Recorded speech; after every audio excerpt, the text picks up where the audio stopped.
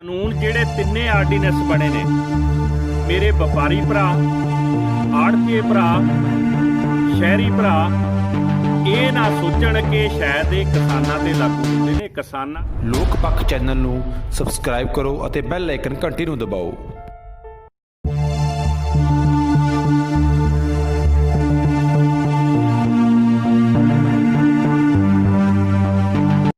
ਸਤਿ ਸ਼੍ਰੀ ਅਕਾਲ ਦੋਸਤੋ, ਮੈਂ ਤੁਹਾਡਾ ਆਪਣਾ ਵਿਰਕ ਲਖਮੀਰ ਵਾਲਾ।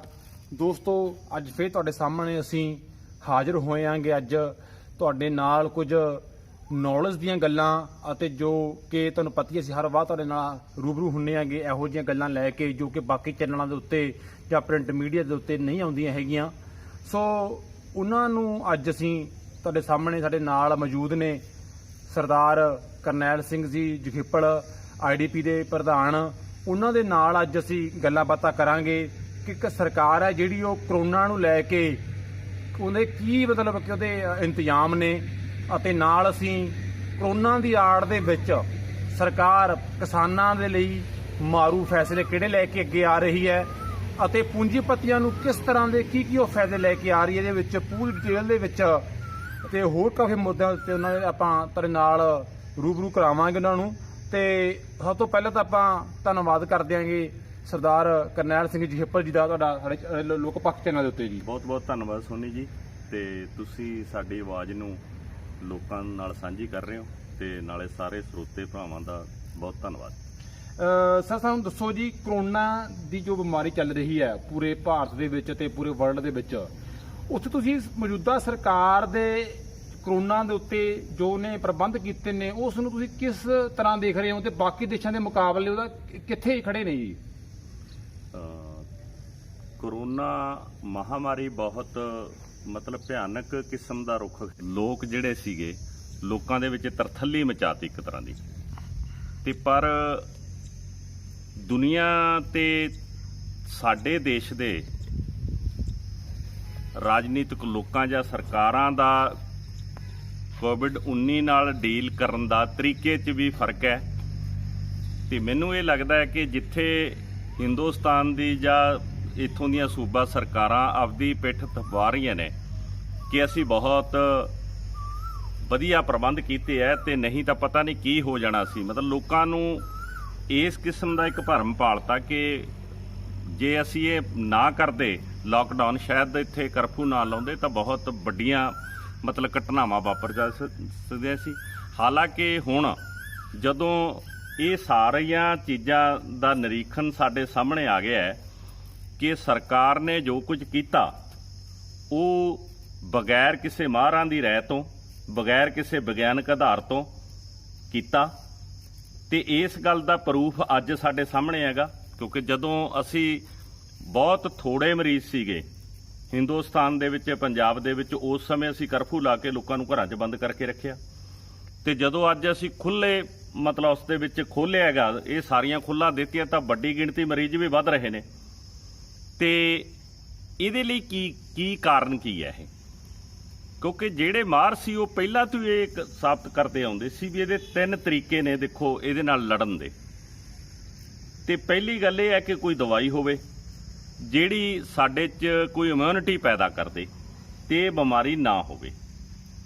ਦੂਸਰਾ ਇਹ ਸੀਗਾ ਕਿ ਸਰਕਾਰ ਇੱਕ ਵਾਰ ਲਾਕਡਾਊਨ ਕਰਕੇ ਉਹਦਾ ਮਤਲਬ ਜਿਹੜੀ ਰਫ਼ਤਾਰ ਤੋੜ ਦੇ ਤੇ ਮੁੜ ਕੇ ਜਿਹੜੇ ਬੰਦੇ ਬਾਹਰੋਂ ਆਉਂਦੇ ਆ ਤੇ ਆਉਣ ਜਾਣ ਦਾ ਤੇ ਉਹਨਾਂ ਦੇ ਪ੍ਰਤੀ ਧਿਆਨ ਰੱਖ ਲਏ, ਤੇ ਇਸ ਤਰ੍ਹਾਂ ਇਹ ਲਿੰਕ ਟੁੱਟ ਸਕਦਾ ਇਹਦਾ। ਤੇ ਤੀਸਰਾ ਉਹ ਜਿਹੜਾ ਆਪਣਾ ਉਸ ਦੇ ਦੌਰਾਨ ਸੀ, ਲਾਕਡਾਊਨ ਦੇ ਦੌਰਾਨ, ਉਹ ਅਸੀਂ ਲਿੰਕ ਤੋੜ ਨਹੀਂ ਸਕੇ ਕਿਉਂਕਿ ਉਹ 'ਚ ਸਾਡੀਆਂ ਬਹੁਤ ਸਾਰੀਆਂ ਕਮਜ਼ੋਰੀਆਂ ਸੀ। ਅਸੀਂ ਇਸ ਨੂੰ ਸਮਝਿਆ ਤੇ ਨਾ ਹੀ ਅਸੀਂ ਇਹਦੇ ਕਾਬਲ ਸੀ, ਤੇ ਇਸ ਤੇ ਆਪਾਂ ਅੱਗੇ ਆਉਂਦੇ ਹਾਂ। ਤੀਸਰਾ ਇਹ ਹੈ ਕਿ ਫਿਰ ਇਹ ਹੈ ਕਿ ਵੱਡੀ ਗਿਣਤੀ ਇਹਨੂੰ ਵੱਧ ਲੈਣ ਦਿਓ, ਜਿਹਦੇ ਨਾਲ 80% ਲੋਕਾਂ 'ਚ ਜਾਏਗਾ, ਕਿਉਂਕਿ ਹਾਰਡ ਇਮਿਊਨਿਟੀ ਬਣੇਗੀ, ਤੇ ਜਦੋਂ ਜ਼ਿਆਦਾ ਲੋਕਾਂ 'ਚ ਬਣ ਜਾਏਗਾ ਤਾਂ ਇਮਿਊਨਿਟੀ ਬਣ ਜਾਏਗੀ ਲੋਕਾਂ ਦੀ, ਤੇ ਇਹ ਆਪਣੇ ਆਪ ਖਤਮ ਹੋ ਜਾਏਗਾ। ਤੇ ਇਹਦੇ ਵਿੱਚ ਜਿਹੜਾ ਇਹ ਹੈ ਕਿ ਬਹੁਤ ਜ਼ਿਆਦਾ ਡਰ ਪੈਦਾ ਕੀਤਾ ਹੈ ਕਿ ਪਤਾ ਨਹੀਂ ਕੀ ਹੋ ਜਾਏਗਾ। ਤਾਂ ਦੁਨੀਆ ਦੀ ਇਹ ਸਾਰੀ ਇਸ ਖੋਜ ਤੋਂ ਬਾਅਦ ਪਤਾ ਲੱਗਦਾ ਹੈ ਕਿ ਜਿੰਨੇ ਦੁਨੀਆ ਦੇ ਵਿੱਚ 80% ਲੋਕਾਂ ਨੂੰ ਵੈਸੇ ਨਾਰਮਲ ਤਰੀਕੇ ਨਾਲ ਇਹ ਸਿਮਟਮ ਆਉਂਦੇ ਨੇ ਤੇ ਥੋੜਾ ਬਹੁਤਾ ਖੰਘ ਜ਼ੁਕਾਮ ਹੋਇਆ ਜਾਂ ਬੁਖਾਰ ਹੋ ਗਿਆ ਤੇ ਇਸ ਤਰ੍ਹਾਂ ਹੋ ਗਿਆ ਤੇ ਵਰਨਾ ਹੋਰ ਕੁਝ ਨਹੀਂ ਹੁੰਦਾ। ਜਿੰਨੇ ਵੀ ਸੀਰੀਅਸ ਮਰੀਜ਼ ਵੀ ਆਏ ਨੇ ਤਾਂ ਜਿਹੜੇ ਡੈਥ ਕੇਸਾਂ ਤੋਂ ਵੀ ਪਤਾ ਲੱਗਦਾ ਕਿ ਡੈਥ ਕੇਸ ਨੇ ਜਿਹੜੇ ਉਹ 3% ਹਿੰਦੁਸਤਾਨ 'ਚ ਵੀ 3% ਦੀ ਮਤਲਬ ਰੇਸ਼ੋ ਨਾਲ ਰਹੇ ਨੇ। ਤੇ ਜੇ ਡੈਥ ਕੇਸ ਦੁਨੀਆ ਦੇ ਸਾਰਾ ਮਤਲਬ ਡਾਟਾ ਦੱਸਦਾ ਹੈ ਕਿ ਜਿਹੜੇ 67% ਲੋਕ ਨੇ ਉਹ ਨੇ ਜਿਹੜੇ 60 ਸਾਲ ਤੋਂ ਉੱਪਰ ਨੇ ਤੇ ਕਿਸੇ ਨਾ ਕਿਸੇ ਬਿਮਾਰੀ ਦਾ ਮਰੀਜ਼ ਨੇ। ਇਹਦਾ ਮਤਲਬ ਜਿਹੜੇ ਰਿਸਟ ਪੁਸ਼ਟ ਬੰਦੇ ਨੇ ਉਹਨਾਂ ਨੂੰ ਨਾਰਮਲ ਤਰੀਕੇ ਨਾਲ ਇਹ ਸਿਮਟਮ ਆ ਕੇ ਹਟ ਗਏ ਜਾਂ ਉਹ ਚੱਲ ਰਹੇ ਨੇ। ਇਸ ਲਈ ਸਾਡਾ ਮੈਨੂੰ ਲੱਗਦਾ ਵੀ ਵਿਗਿਆਨਕ ਆਧਾਰ ਹੋਣਾ ਚਾਹੀਦਾ ਸੀ ਕੋਵਿਡ-19 ਨਾਲ ਨਜਿੱਠਣ ਦਾ, ਔਰ ਜਿਹਦੇ ਨਾਲ ਅਸੀਂ ਬੁਰੀ ਤਰ੍ਹਾਂ ਫੇਲ ਹੋਏ ਹਾਂ ਕਿਉਂਕਿ ਅਸੀਂ ਮਜ਼ਦੂਰ ਲੋਕਾਂ ਦਾ ਸਭ ਤੋਂ ਜ਼ਿਆਦਾ ਮਜ਼ਦੂਰ ਵਰਗ ਨੂੰ ਨੁਕਸਾਨ ਹੋਇਆ, ਔਰ ਜਿਹਨੂੰ ਅਸੀਂ ਭੁੱਖੇ ਵੀ ਮਾਰਿਆ, ਉਹਦੀਆਂ ਤਨਖਾਹਾਂ ਵੀ ਗਈਆਂ, ਉਹਦਾ ਰੁਜ਼ਗਾਰ ਵੀ ਗਿਆ ਤੇ ਉਹ ਰਸਤਿਆਂ 'ਚ ਉਹਨਾਂ ਲਈ ਅਸੀਂ ਕੋਈ ਸਾਧਨ ਵੀ ਮੁਹੱਈਆ ਨਹੀਂ ਕਰ ਸਕੇ ਤੇ ਉਹ ਤੁਰ ਕੇ ਆਪਣੇ ਪਿੰਡਾਂ ਤੱਕ ਗਏ ਤੇ ਬਹੁਤੇ ਸਾਰੇ ਆਪਦੇ ਬੱਚਿਆਂ ਤੱਕ ਵੀ ਨਹੀਂ ਪਹੁੰਚ ਸਕੇ, ਉਹ ਮਰ ਗਏ ਰਸਤਿਆਂ 'ਚ। ਔਰ ਇਹਦੇ ਨਾਲ ਬਹੁਤ ਵੱਡਾ ਸਾਡਾ ਜਿਹੜੀ ਆਮ ਪਬਲਿਕ ਸੀ ਉਹਦਾ ਨੁਕਸਾਨ ਹੋਇਆ, ਔਰ ਇਹ 'ਚ ਸਾਡੀ ਹਿੰਦੁਸਤਾਨ ਦੀ ਸਰਕਾਰ ਤੇ ਪੰਜਾਬ ਦੀ ਸੂਬਿਆਂ ਦੀਆਂ ਸਰਕਾਰਾਂ ਟੋਟਲ ਫੇਲ ਹੋਈਆਂ ਨੇਗੀਆਂ ਮਜ਼ਦੂਰਾਂ ਨੂੰ ਘਰਾਂ ਤੱਕ ਪਹੁੰਚਾਉਣ ਦੇ ਲਈ। ਅਗਲੀ ਗੱਲ ਰਹੀ ਕਿ ਕੋਵਿਡ-19 ਦੇ ਨਾਲ ਇੱਕ ਗੱਲ ਸਾਬਤ ਹੋ ਗਈ ਕਿ ਅਸੀਂ 70 ਸਾਲਾਂ ਦੇ ਵਿੱਚ ਜਿਹੜਾ ਲੋਕਾਂ ਨੂੰ ਇਹ ਕਿਹਾ ਕਿ ਅਸੀਂ ਬਹੁਤ ਵੱਡਾ ਵਿਕਾਸ ਕਰਾਤਾ, ਅਸੀਂ ਇੰਨੀਆਂ ਸੜਕਾਂ ਬਣਾਤੀਆਂ, ਇੰਨੇ ਇਹ ਬਣਾਤੇ, ਇਹ ਗੱਲ ਸਾਬਤ ਹੋ ਗਈ 70 ਸਾਲਾਂ ਦੇ ਬਾਅਦ ਕਿ ਅਸੀਂ ਹੈਲਥ ਸਿਸਟਮ ਹੈ ਸਾਡਾ ਕਿੰਨਾ ਕਮਜ਼ੋਰ ਹੈ। ਕਿਉਂਕਿ ਨਾ ਅਸੀਂ ਜਿਹੜੇ ਪਿੰਡ ਤੱਕ ਅਸੀਂ ਡਿਸਪੈਂਸਰੀ ਬਣਾਈ ਸੀ ਉਹਨਾਂ ਡਿਸਪੈਂਸਰੀਆਂ 'ਚ ਸਾਡੇ ਕੋਲ ਸਟਾਫ ਨਹੀਂ, ਨਾ ਸਾਡੇ ਕੋਲ ਦਵਾਈ ਹੈ, ਡਾਕਟਰ ਨਹੀਂ, ਕੋਈ ਸੂਬੇ 'ਚ 10 ਵਿਅਕਤੀ ਇਹੋ ਜਿਹੇ ਡਾਕਟਰ ਇਸ ਕਿੱਤੇ 'ਚ ਸਿਹਤ ਮਹਿਕਮੇ 'ਚ ਜਿਹੜੇ ਇਹ ਟੀਮ ਕਹਿੰਦੀ ਹੋਵੇ ਵੀ ਕੋਈ ਗੱਲ ਨਹੀਂ ਇਹ ਵਾਇਰਸ ਨਾਲ ਅਸੀਂ ਨਜਿੱਠਣ ਲਈ ਤਿਆਰ ਹਾਂ, ਉਹ ਪੈਦਾ ਹੀ ਨਹੀਂ ਕੀਤੇ ਅਸੀਂ। ਇਸ ਕਰਕੇ 70 ਸਾਲਾਂ ਦਾ ਵਿਕਾਸ ਲੋਕਾਂ ਦਾ ਜਿਹੜਾ ਵਿਨਾਸ਼ ਕੀਤਾ ਉਹ ਸਾਡੇ ਸਾਹਮਣੇ ਆ ਗਿਆ। ਔਰ ਮੈਨੂੰ ਤਾਂ ਇਹ ਵੀ ਲੱਗਦਾ ਕਿ ਸਾਡੀ ਟੋਟਲ ਲੀਡਰਸ਼ਿਪ ਉਹ ਆਪ ਖੁਦ ਵੀ ਡਰੀ ਹੋਈ ਆ ਉਹਦਾ, ਕਿਉਂਕਿ ਅੱਜ ਤੱਕ ਸਾਡਾ ਦੇਸ਼ ਨੂੰ ਸਮੱਸਿਆਵਾਂ ਨਜਿੱਠਣ ਦਾ, ਦੇਸ਼ ਨੂੰ ਵੱਡੇ ਸੰਕਟਾਂ 'ਚੋਂ ਕੱਢਣ ਦਾ ਸਾਡਾ ਮਾਦਾ ਹੀ ਨਹੀਂ ਜਾਂ ਸਾਡੀ ਸਮਝ ਹੀ ਨਹੀਂ ਬਣੀ ਹੋਈ। ਸਾਡੀ ਸਮਝ ਬਹੁਤ ਛੋਟੀ ਬਣੀ ਹੋਈ ਹੈ ਕਿ ਅਸੀਂ ਧਨ ਦੇ ਜ਼ੋਰ ਤੇ ਇਲੈਕਸ਼ਨ ਜਿੱਤਣੀ ਹੈ, 5 ਸਾਲ ਕੁਰਸੀ ਦਾ ਆਨੰਦ ਮਾਣਨਾ ਹੈ, ਅਸੀਂ ਫਿਰ ਆਪਦੇ ਆਉਣ ਵਾਲੀਆਂ ਪੀੜ੍ਹੀਆਂ ਦੇ ਲਈ ਧਨ ਇਕੱਠਾ ਕਿੱਥੋਂ ਕਰਨਾ ਹੈ, ਰੇਤਿਆਂ ਦੇ ਵਿੱਚੋਂ, ਸ਼ਰਾਬ ਦੇ ਵਿੱਚੋਂ, ਸੜਕਾਂ ਦੇ ਠੇਕਿਆਂ 'ਚੋਂ, ਤੇ ਇਹ ਸਾਰਾ ਅਸੀਂ ਮਤਲਬ ਗੋਰਖ ਧੰਦਾ ਕਰਨ ਲੱਗੇ ਵੇ ਹਾਂ। ਤੇ ਜਿਹਦੇ ਲਈ ਸਾਡੀ ਜਿਹਨੂੰ ਲੀਡਰਸ਼ਿਪ ਮਤਲਬ ਕਿਹਾ ਜਾਂਦਾ ਹੈ, ਅੱਜ ਸਰਕਾਰ ਦੇ ਉੱਤੇ ਕਾਬਜ਼ ਹੈ, ਜਿਹੜੀ ਨੂੰ ਬਹੁਤ ਸਮਝ ਹੋਣੀ ਚਾਹੀਦੀ ਸੀ ਇਹਨਾਂ ਗੱਲਾਂ ਦੀ, ਉਹ ਸਮਝ ਨਹੀਂ, ਉਹ ਕੁਝ ਹੋਰ ਧੰਦੇ 'ਚ ਕਰਨ ਲੱਗੇ ਹੋਏ। ਮੈਨੂੰ ਲੱਗਦਾ ਹਿੰਦੁਸਤਾਨੀਆਂ ਨੂੰ, ਪੰਜਾਬੀਆਂ ਨੂੰ ਇਸ ਗੱਲ ਤੋਂ ਵੀ ਸਮਝ ਲੈਣਾ ਚਾਹੀਦਾ ਹੈ ਕਿ ਜੋ ਅਸੀਂ ਅੱਜ 5 ਸਾਲਾਂ ਦੇ ਲਈ ਜਿਹੜੇ ਨੇਤਾ ਚੁਣ ਕੇ ਭੇਜਦੇ ਆ, ਉਹ ਨੇਤਾ ਕਿੰਨੇ ਨਲਾਇਕ ਸਿੱਧ ਹੋਏ ਨੇ ਇਸ ਸੰਕਟ ਦੇ ਦੌਰਾਨ, ਇਹ ਵੀ ਸਾਨੂੰ ਪੂਰੇ ਧਿਆਨ ਨਾਲ ਨਜ਼ਰ ਮਾਰਨੀ ਚਾਹੀਦੀ ਹੈ। ਉਹ ਪੂਰੀਆਂ ਸਾਰੀਆਂ ਚੀਜ਼ਾਂ ਮਿਲ ਜਾਣਗੀਆਂ, ਜੇ ਹਰ ਵਿਅਕਤੀ ਚੈੱਕ ਕਰੇਗਾ ਤਾਂ ਉਹਨੂੰ ਪਤਾ ਲੱਗ ਜਾਏਗਾ ਕਿ ਸਾਡੀਆਂ ਨਲਾਇਕੀਆਂ ਕਿੱਥੇ ਕਿੱਥੇ ਨੇਗੀਆਂ। ਇੱਕ ਸਾਰੇ ਲੈ ਕੇ ਗੱਲ ਕਹੀ ਜਾ ਰਹੀ ਹੈ ਕਿ ਕਰੋਨਾ ਦੇ ਸ਼ਾਇਦ ਦੂਜਾ ਪੱਖ ਇਹ ਵੀ ਹੈ ਨਾਲ, ਲੋਕਾਂ ਨੂੰ ਡਰਾ ਕੇ ਜਿਹੜੇ ਕਾਲੇ ਕਾਨੂੰਨ ਸਰਕਾਰ ਲੈ ਕੇ ਆ ਰਹੀ ਹੈਗਾ 3 ਆਰਡੀਨੈਂਸ, ਉਹ ਕਿਹੜੇ 3 ਆਰਡੀਨੈਂਸ ਹੁਣ ਪੰਜਾਬ ਦੇ ਲੋਕਾਂ ਨੂੰ ਵੈਸੇ ਕਿਸੇ ਨੂੰ ਵੀ ਨਹੀਂ ਪਤਾ ਹੋਣਾ, ਕਿਉਂਕਿ ਅੱਜ ਕੱਲ੍ਹ ਦੇ ਜਿਹੜੇ ਲੋਕ ਨੇ, ਜਿਹੜੇ ਨੌਜਵਾਨ ਤਾਂ ਉਹ ਦੇਖੋ ਹੀ ਗੀਤਾਂ ਦੇ ਵਿੱਚ ਮਸ਼ਰੂਫ ਹੋਏ ਪਏ ਨੇਗੇ, ਉਹਨਾਂ ਨੂੰ ਆਪਦੇ ਹੱਕਾਂ ਬਾਰੇ ਮੈਨੂੰ ਲੱਗਦਾ ਨਹੀਂ ਵੀ ਕੋਈ ਪਤਾ ਹੋਊਗਾ ਵੀ ਕੋਈ ਸਰਕਾਰ ਨੇ ਕਿਸੇ ਤਰ੍ਹਾਂ ਦੇ ਕੋਈ ਆਰਡੀਨੈਂਸ ਜਾਰੀ ਕੀਤੇ ਨੇਗੇ। ਸਰ ਉਹਨਾਂ ਦੇ ਬਾਰੇ ਸਾਨੂੰ ਦੱਸੋ ਵੀ ਉਹ ਆਰਡੀਨੈਂਸ ਕੀ ਨੇ, ਕਿਸ ਤਰ੍ਹਾਂ ਦੇ ਨੇ, ਤੇ ਲੋਕਾਂ ਦੇ ਹੱਕ ਦੇ ਉੱਤੇ ਕਿਸ ਤਰ੍ਹਾਂ ਡਾਕਾ ਮਾਰ ਰਹੇ ਨੇ, ਤੇ ਪੂੰਜੀਪਤੀਆਂ ਨੂੰ ਕਿਸ ਤਰ੍ਹਾਂ ਲਾਹੇਵੰਦ ਨੇ ਉਹਨਾਂ ਬਾਰੇ ਜੀ। ਸਰ ਦੇ ਵਿੱਚ ਜੋ ਵੀ ਸਰਕਾਰ ਆਈ ਅੱਜ ਤੱਕ, ਭਾਵੇਂ ਉਹ ਕਾਂਗਰਸ ਦੀ ਰਹੀ ਤੇ ਭਾਵੇਂ ਵਿਰੋਧੀ ਧਿਰਾਂ ਦੂਜੀਆਂ ਮਤਲਬ ਸਾਂਝਾ ਮੋਰਚਾ ਰਿਹਾ, ਸਾਰੀਆਂ ਸਰਕਾਰਾਂ ਨੇ ਕੇਂਦਰ ਦੇ ਅਧਿਕਾਰ ਜਿਹੜੇ ਨੇ ਵੱਧ ਤੋਂ ਵੱਧ ਕੇਂਦਰ ਕੋਲ ਇਕੱਠੇ ਕਰਨ ਦੀ ਕੋਸ਼ਿਸ਼ ਕੀਤੀ ਹੈ। ਸੂਬਿਆਂ ਨੂੰ ਅਧਿਕਾਰਾਂ ਦੀ ਜਿਹੜੀ ਗੱਲ ਸੀ ਉਹਨੂੰ ਕੱਟ ਲਾਇਆ, ਹਮੇਸ਼ਾ ਸੂਬਿਆਂ ਦੇ ਹੱਕਾਂ ਤੇ ਡਾਕਾ ਮਾਰਿਆ, ਤੇ ਖਾਸ ਤੌਰ ਤੇ ਉਹ ਸੂਬੇ ਜਿਹੜਿਆਂ ਦੇ ਵਿੱਚ ਘੱਟ ਗਿਣਤੀਆਂ ਰਹਿੰਦੀਆਂ ਨੇ ਤੇ ਉਹਨਾਂ ਨਾਲ ਧੱਕਾ ਕੀਤਾ। ਇਸ ਕਰਕੇ ਅੱਜ ਵੀ ਜਦੋਂ ਅਸੀਂ ਨਜ਼ਰ ਮਾਰਦੇ ਹਾਂ ਤੇ ਜਦੋਂ ਦੁਨੀਆ ਦੇ ਵਿੱਚ ਕਰੋਨਾ ਦਾ ਰੌਲਾ ਪਿਆ ਹੋਇਆ, ਧੜਾ ਧੜ ਮਰੀਜ਼ ਆ ਰਹੇ ਨੇ, ਤਾਂ ਹਿੰਦੁਸਤਾਨ ਦੀ ਸਰਕਾਰ ਕੀ ਕਰਨ ਲੱਗੀ ਵੀ ਹੈ, ਇਹ ਤੇ ਵੀ ਸਾਨੂੰ ਨਜ਼ਰ ਮਾਰ ਲੈਣੀ ਚਾਹੀਦੀ ਹੈ। ਕਿਉਂਕਿ ਜਿੰਨੇ ਵੀ ਸੀਏ ਵਿਰੋਧੀ ਵਿਦਿਆਰਥੀ ਸੀ, ਜਿਨ੍ਹਾਂ ਨੇ ਇੱਥੇ ਹਿੰਦੁਸਤਾਨ ਦੇ ਸੰਵਿਧਾਨ ਨੂੰ ਬਚਾਉਣ ਦੇ ਲਈ ਐਜੀਟੇਸ਼ਨ ਕੀਤੀ ਕਿ ਹਿੰਦੁਸਤਾਨ ਦੇ ਸੰਵਿਧਾਨ ਨੂੰ ਖਤਮ ਕਰਨ ਲੱਗੀ ਹੋਈ ਹੈ ਇੰਡੀਆ ਗੌਰਮੈਂਟ, ਔਰ ਟੋਟਲ ਉਹਨਾਂ ਲੋਕਾਂ ਤੇ ਪਰਚੇ ਦਰਜ ਕਰਕੇ ਅੰਦਰ ਕੀਤੇ। ਸ਼ਹੀਨ ਬਾਗ ਦੇ ਵਿੱਚ ਜਿਹੜੀਆਂ ਮਾਈਆਂ ਸਾਰੀਆਂ ਕਰੋਨਾ ਦੀਆਂ ਸ਼ਰਤਾਂ ਪੂਰੀਆਂ ਕਰਦੀਆਂ ਸੀ, ਕੋਈ ਲੰਘਣਾ ਨਹੀਂ ਕਰਦੀ ਸੀ, ਉਹ ਵੀ ਧੱਕੇ ਨਾਲ ਕਿਵੇਂ ਜਾ ਕੇ ਉਹਨਾਂ ਦਾ ਧਰਨਾ ਚੁਕਵਾਇਆ, ਤੇ ਉਸ ਤੋਂ ਬਾਅਦ ਕਿਵੇਂ ਹਿੰਦੁਸਤਾਨ ਦੀ ਸਰਕਾਰ ਦੂਜੇ ਕਾਂਗਰਸ ਜਾਂ ਦੂਜਿਆਂ ਦੇ ਵਿਰੋਧੀਆਂ ਦੇ ਐਮਐਲਏਆਂ ਨੂੰ ਖਰੀਦ ਕੇ ਸਰਕਾਰਾਂ ਤੜਵਾਉਣ ਦੇ ਰੁਝਾਨ ਦੇ ਵਿੱਚ ਰੁੱਝੀ ਹੋਈ ਹੈ, ਤੇ ਇਸੇ ਤਰ੍ਹਾਂ ਆਪਣੇ ਰਾਜ ਸਭਾ ਦੇ ਵਿੱਚ ਵੱਧ ਤੋਂ ਵੱਧ ਮੈਂਬਰ ਭੇਜਣ ਲਈ ਖਰੀਦ ਕਰ ਰਹੀ ਹੈ। ਤੇ ਤੁਸੀਂ ਪੈਟਰੋਲ ਦਾ ਲਾਓ, ਤੇ ਪੈਟਰੋਲ ਆਏ ਦਿਨ ਤੇ ਡੀਜ਼ਲ ਵੱਧ ਰਿਹਾ, ਤੇ ਕੋਈ ਤੁਸੀਂ 15ਵੇਂ ਦਿਨ 16ਵੇਂ ਦਿਨ ਤੁਸੀਂ ਇਸ ਤਰ੍ਹਾਂ ਵਧਾ ਦਿਓ ਕਿ ਉਹ ਤੇ ਕਿਉਂਕਿ ਲੋਕਾਂ ਨੂੰ ਤੁਸੀਂ ਡਰਾਤਾ, ਘਰਾਂ ਦੇ ਵਿੱਚੋਂ ਨਿਕਲਦੇ ਨਹੀਂ ਗਏ ਕਿ ਕਰੋਨਾ ਹੋ ਜਾਏਗਾ ਜੇ ਕੁਝ ਹੋਏਗਾ, ਤੇ ਇਸ ਤਰ੍ਹਾਂ ਮਤਲਬ ਉਹ ਕੀਮਤਾਂ ਵੀ ਵੱਧ ਰਹੀਆਂ ਨੇ। ਲੋਕਾਂ ਦੇ ਵਿੱਚ ਇੱਕ ਮਨ 'ਚ ਹੋ ਗਿਆ ਵੀ ਭਾਈ ਇਹ ਤਾਂ ਬਾਅਦ 'ਚ ਹੀ ਦੇਖਾਂਗੇ, ਕਿਵੇਂ ਨਾ ਕਿਵੇਂ ਜਾਨ ਬਚਾ ਲਈਏ, ਤੇ ਇਹ ਚੀਜ਼ਾਂ ਹੋ ਰਹੀਆਂ ਨੇਗੀਆਂ। ਸਾਡੀ ਪੰਜਾਬ ਦੀ ਸਰਕਾਰ ਲਾ ਲਓ, ਪੰਜਾਬ ਦੀ ਸਰਕਾਰ ਕਰੋਨਾ ਦੀ ਆੜ ਦੇ ਵਿੱਚ ਕਿਵੇਂ ਤੁਸੀਂ ਸਾਮਲਾਟ ਜ਼ਮੀਨਾਂ ਨੱਪਣ ਲੱਗੇ ਹੋਏ ਹੋ, ਕਿਵੇਂ ਤੁਸੀਂ ਮਾਫੀਆ ਨੂੰ, ਤੁਸੀਂ ਪੰਜਾਬ ਸਰਕਾਰ ਨੂੰ ਨਾ ਮਜ਼ਦੂਰਾਂ ਦਾ ਫਿਕਰ ਸੀ, ਨਾ ਕਿਸੇ ਭੁੱਖੇ ਦਾ ਫਿਕਰ ਸੀ। ਪੰਜਾਬ ਸਰਕਾਰ ਨੂੰ ਇੱਕੋ ਹੀ ਫਿਕਰ ਲੱਗਿਆ ਗਿਆ ਕਿ ਸਾਡੀ ਤਾਂ ਆਮਦਨ ਖਤਮ ਹੋ ਗਈ, ਸ਼ਰਾਬ ਕਿਵੇਂ ਵੇਚਣੀ ਹੈ ਜੀ, ਤੇ ਇਹਦੇ ਨਾਲ ਤਾਂ ਜੀ ਬਹੁਤ ਪੰਜਾਬ ਨੂੰ ਘਾਟਾ ਪੈ ਜਾਏਗਾ, ਤੇ ਇਸ ਗੱਲ ਦੇ ਉੱਤੇ ਲੱਗੀ ਰਹੀ ਗੱਲ ਕਿ ਮਾਫੀਏ ਨੂੰ ਕਿਵੇਂ ਪ੍ਰਫੁੱਲਤ ਕੀਤਾ ਜਾਵੇ, ਮਾਫੀਏ ਲਈ ਕਿਵੇਂ ਕੰਮ ਕੀਤਾ ਜਾਵੇ। ਇਹ ਸਾਡੀ ਪੰਜਾਬ ਦੀ ਸਰਕਾਰ ਵੀ ਲੱਗੀ ਰਹੀ ਹੈ।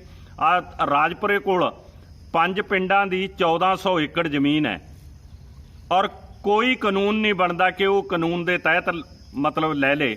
ਜਾਂ ਤਾਂ ਉਹ ਹੈ ਕਿ ਜਿਹੜਾ ਸੈਂਟਰ ਦਾ ਕਾਨੂੰਨ ਬਣਿਆ ਹੋਇਆ ਤੇ ਉਸ ਕਾਨੂੰਨ ਤਹਿਤ ਜ਼ਮੀਨ ਲਈ ਜਾਵੇ, ਉਹਦੇ ਤਹਿਤ ਲੈ ਨਹੀਂ ਰਹੇ, ਤੇ ਅਸੀਂ ਪੰਚਾਇਤਾਂ ਤੋਂ ਦਬਾਅ ਦੇ ਨਾਲ ਮਤੇ ਪਵਾ ਰਹੇ ਹਾਂ ਕਿ ਅਸੀਂ ਆਪਦਾ ਖੁਸ਼ ਹੋ ਕੇ ਜਿਹੜੇ ਇਹ ਜ਼ਮੀਨ ਦੇ ਰਹੇ ਹਾਂ ਤਾਂ ਕਿ ਵਿਕਾਸ ਦੇ ਲਈ। ਉਹ ਕਿਹਨੂੰ ਦਿੱਤੀ ਜਾਏਗੀ, ਕੀ ਲਾਇਆ ਜਾਏਗਾ, ਉੱਥੇ ਕੋਈ ਨਹੀਂ ਦੱਸਿਆ ਜਾ ਰਿਹਾ।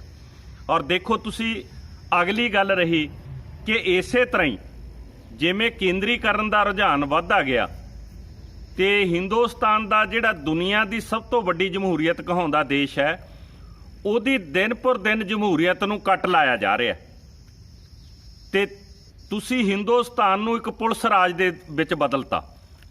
ਤੇ ਆ ਕਰੋਨਾ ਦੇ ਵਿੱਚ ਹੀ ਦੇਖ ਲਓ, ਤੇ ਕੋਈ ਠੀਕ ਹੈ ਲੋਕਾਂ ਨੂੰ ਕਰੋਨਾ ਤੋਂ ਬਚਣ ਲਈ ਸਮਝਾਉਣਾ ਚਾਹੀਦਾ ਕਿ ਕੀ ਹੋਣਾ ਚਾਹੀਦਾ ਸੀ, ਉਹਦੇ ਲਈ ਕੋਈ ਟੀਮਾਂ ਬਣਨੀਆਂ ਚਾਹੀਦੀਆਂ ਸੀ, ਪਰ ਤੁਸੀਂ ਇਹ ਸਮਝਾਉਣ ਦੀ ਬਜਾਏ ਲੋਕਾਂ ਨੂੰ ਜਾਗਰਤ ਕਰਨ ਦੀ ਬਜਾਏ ਤੇ ਇੱਕ ਪੁਲਿਸ ਦੇ ਹੱਥ ਦੇ ਵਿੱਚ ਕਮਾਨ ਫੜਾਤੀ। ਕੋਈ ਤੁਹਾਨੂੰ ਰਾਜਨੀਤਿਕ ਨੇਤਾ ਨਹੀਂ ਲੱਗਿਆ ਚਲਾਉਂਦਾ, ਤੇ ਕੋਈ ਡੀਸੀ ਵਗੈਰਾ ਕੋਈ ਨਹੀਂ ਲੱਗਿਆ, ਤੇ ਜਿਹਨੂੰ ਮਰਜ਼ੀ ਪੁਲਿਸ ਕੁੱਟ ਦੇ ਤੇ ਜੀ ਤੇ ਮਰਜ਼ੀ ਪਰਚਾ ਦਰਜ ਕਰ ਦੇ। ਇਸ ਕਰਕੇ ਪੰਜਾਬ ਦੇ ਵਿੱਚ ਲੋਕਾਂ ਨੂੰ ਡਰਾ ਕੇ ਘਰਾਂ 'ਚ ਤੋੜਤਾ ਤੇ ਕੋਈ ਬੋਲਣ ਦੀ ਹਿੰਮਤ ਨਾ ਕਰੇ। ਇਹ ਡੈਮੋਕ੍ਰੇਸੀ ਦਾ ਕਤਲ ਹੈਗਾ। ਤੁਸੀਂ 25 ਜੂਨ ਨੂੰ ਪਹਿਲਾਂ ਐਮਰਜੈਂਸੀ ਲੱਗੀ 75 ਦੇ ਵਿੱਚ, ਤਾਂ ਅੱਜ ਉਸੇ ਦਿਨ ਦੇ ਉੱਤੇ ਆਣਾ ਲਾਣੀ ਐਮਰਜੈਂਸੀ ਹੈ ਕਿ ਕੋਈ ਵੀ ਵਿਅਕਤੀ ਜਿਹੜਾ ਵੀ ਤੁਹਾਨੂੰ ਲੱਗਦਾ ਹੈ ਕਿ ਹਿੰਦੁਸਤਾਨ ਦੇ ਵਿੱਚ ਨੈਸ਼ਨਲ ਇਨਵੈਸਟੀਗੇਸ਼ਨ ਟੀਮ ਬਣਾ ਲਈ ਸਪੈਸ਼ਲ, ਕਿ ਜਿਹਦੇ ਵਿੱਚ ਸੂਬਿਆਂ ਦੀ ਕੋਈ ਪੁੱਛਦਾਸ ਹੀ ਨਹੀਂ ਹੋਊ, ਜਿਹਨੂੰ ਮਰਜ਼ੀ ਸੈਂਟਰ ਚਾਹੇ ਕਿ ਇਹ ਵਿਅਕਤੀ ਹੈ ਜਿਹੜਾ ਮਤਲਬ ਇਹ ਦੇਸ਼ ਧਰੋਹੀ ਹੈ, ਉਹ ਦੇਸ਼ ਧਰੋਹੀ ਦਾ ਬਿੱਲਾ ਲਾ ਕੇ ਜਿਹਦੀ ਮਰਜ਼ੀ ਇਨਕੁਆਇਰੀ ਸ਼ੁਰੂ ਕਰ ਲੇ, ਤੇ ਉਹਨੂੰ ਕੋਈ ਸੂਬਾ ਸਰਕਾਰ ਰੋਕ ਨਹੀਂ ਸਕਦੀ। ਇਸ ਕਰਕੇ ਪਹਿਲੇ ਇਹੋ ਜਿਹੇ ਜਿਹੜੇ ਕਾਨੂੰਨ ਬਣ ਰਹੇ ਸੀ। ਹੁਣ 3 ਕਾਨੂੰਨ ਨੇ ਜਿਹੜੇ ਉਹ ਖੇਤੀ ਦੇ ਸੰਬੰਧ ਦੇ ਵਿੱਚ ਬਣੇ ਨੇ। ਉਹ ਤਿੰਨੋਂ ਆਰਡੀਨੈਂਸ, ਇੱਕ ਤਾਂ ਇਹ ਹੈ ਕਿ ਉਹਦੇ ਉੱਤੇ ਦਲੀਲ ਦਿੱਤੀ ਜਾ ਰਹੀ ਹੈ ਕਿ ਅਸੀਂ ਖੁੱਲੀ ਮੰਡੀ ਬਣਾਈ ਹੈ ਜੀ, ਕਿਸਾਨ ਆਪਣੀ ਜਿਣਸ ਕਿਤੇ ਵੀ ਮਰਜ਼ੀ ਵੇਚ ਸਕਦਾ ਹੈ, ਕਿ ਅਸੀਂ ਖੁੱਲੀ ਮੰਡੀ ਬਣਾਈ ਹੈ, ਕਿਸਾਨ ਆਪਣੀ ਜਿਣਸ ਕਿਸੇ ਵੀ ਸੂਬੇ ਦੇ ਵਿੱਚ ਵੇਚ ਸਕਦਾ ਹੈ। ਤਾਂ ਅਸੀਂ ਪਹਿਲਾਂ ਦੇਖ ਸਕਦੇ ਹਾਂ ਕਿ ਕਿਸਾਨ ਸਾਡਾ ਜਿਹੜਾ ਹੁਣ ਆਪਣੀ ਮੰਡੀ 'ਚ ਮਤਲਬ ਲਿਜਾਂਦਾ ਹੈ, ਤਾਂ ਉਹ ਫਸਲ ਕੋਈ ਟਰੈਕਟਰ ਕਿਰਾਏ ਤੇ ਲੈ ਕੇ ਤੇ ਜਾਂ ਕਿਸੇ ਦਾ ਆਂਢੀ ਗੁਆਂਢੀ ਦਾ ਮੰਗ ਕੇ ਮੰਡੀ ਤੱਕ ਲਿਜਾਂਦਾ ਹੈ। ਤੇ ਜਿਹੜਾ 2-2.5 ਕਿੱਲਿਆਂ ਦਾ ਮਾਲਕ ਹੈ, ਉਹਦੇ ਲਈ ਵੇਚਣ ਨੂੰ ਕਿੰਨਾ ਕੁ ਹੈ ਤੇ ਉਹ ਕਿੰਨਾ ਮਾਲ ਜਾ ਕੇ ਬਾਹਰ ਖੁੱਲੀ ਮੰਡੀ 'ਚ ਵੇਚੇਗਾ। ਇਹ ਸਾਰੀਆਂ ਚੀਜ਼ਾਂ ਦੇ ਜੇ 80% 2.5 ਏਕੜ ਨੂੰ ਵਾਲੇ ਕਿਸਾਨ ਨੇ, ਤਾਂ ਅਸੀਂ ਕਿਵੇਂ ਕਹਿ ਸਕਦੇ ਹਾਂ ਕਿ ਕਿਸਾਨ ਨੂੰ ਇਹ ਖੁੱਲ੍ਹ ਹੈਗੀ ਜਿੱਥੇ ਮਰਜ਼ੀ ਵੇਚ ਸਕਦਾ। ਇਹਦਾ ਮਤਲਬ ਅਸੀਂ ਵਪਾਰੀ ਨੂੰ ਖੁੱਲ੍ਹ ਦਿੱਤੀ ਹੈ। ਬਾਕੀ ਜਿਹੜੀ ਤੁਸੀਂ ਖੁੱਲ੍ਹੀ ਮੰਡੀ ਦਾ ਨਾਂ ਲੈ ਰਹੇ ਹੋ, ਉਸ ਮੰਡੀ ਦੇ ਵਿੱਚ ਵਪਾਰੀ ਨੂੰ ਇਹ ਖੁੱਲ੍ਹ ਦੇਤੀ ਕਿ ਤੇਰੇ ਤੇ ਕੋਈ ਟੈਕਸ ਨਹੀਂ ਲੱਗੇਗਾ। ਹੁਣ ਮੰਡੀਕਰਨ ਬੋਰਡ ਦੀ ਜਦੋਂ ਮੰਡੀ ਦੇ ਵਿੱਚ ਆਉਂਦਾ ਉੱਥੇ ਟੈਕਸ ਲੱਗਦਾ ਹੈ। ਉਹ ਟੈਕਸ ਜਿਹੜਾ ਸਾਡੀਆਂ ਸੜਕਾਂ ਬਣਾਉਣ ਦੇ ਲਈ ਪਿੰਡਾਂ ਲਈ ਵਰਤਿਆ ਜਾਂਦਾ ਹੈ, ਉਹ ਟੈਕਸ ਜਿਹੜਾ ਮਤਲਬ ਇੱਥੋਂ ਦਾ ਢਾਂਚਾ ਵਿਕਸਿਤ ਕਰਨ ਦੇ ਲਈ ਵਰਤਿਆ ਜਾਂਦਾ ਹੈ।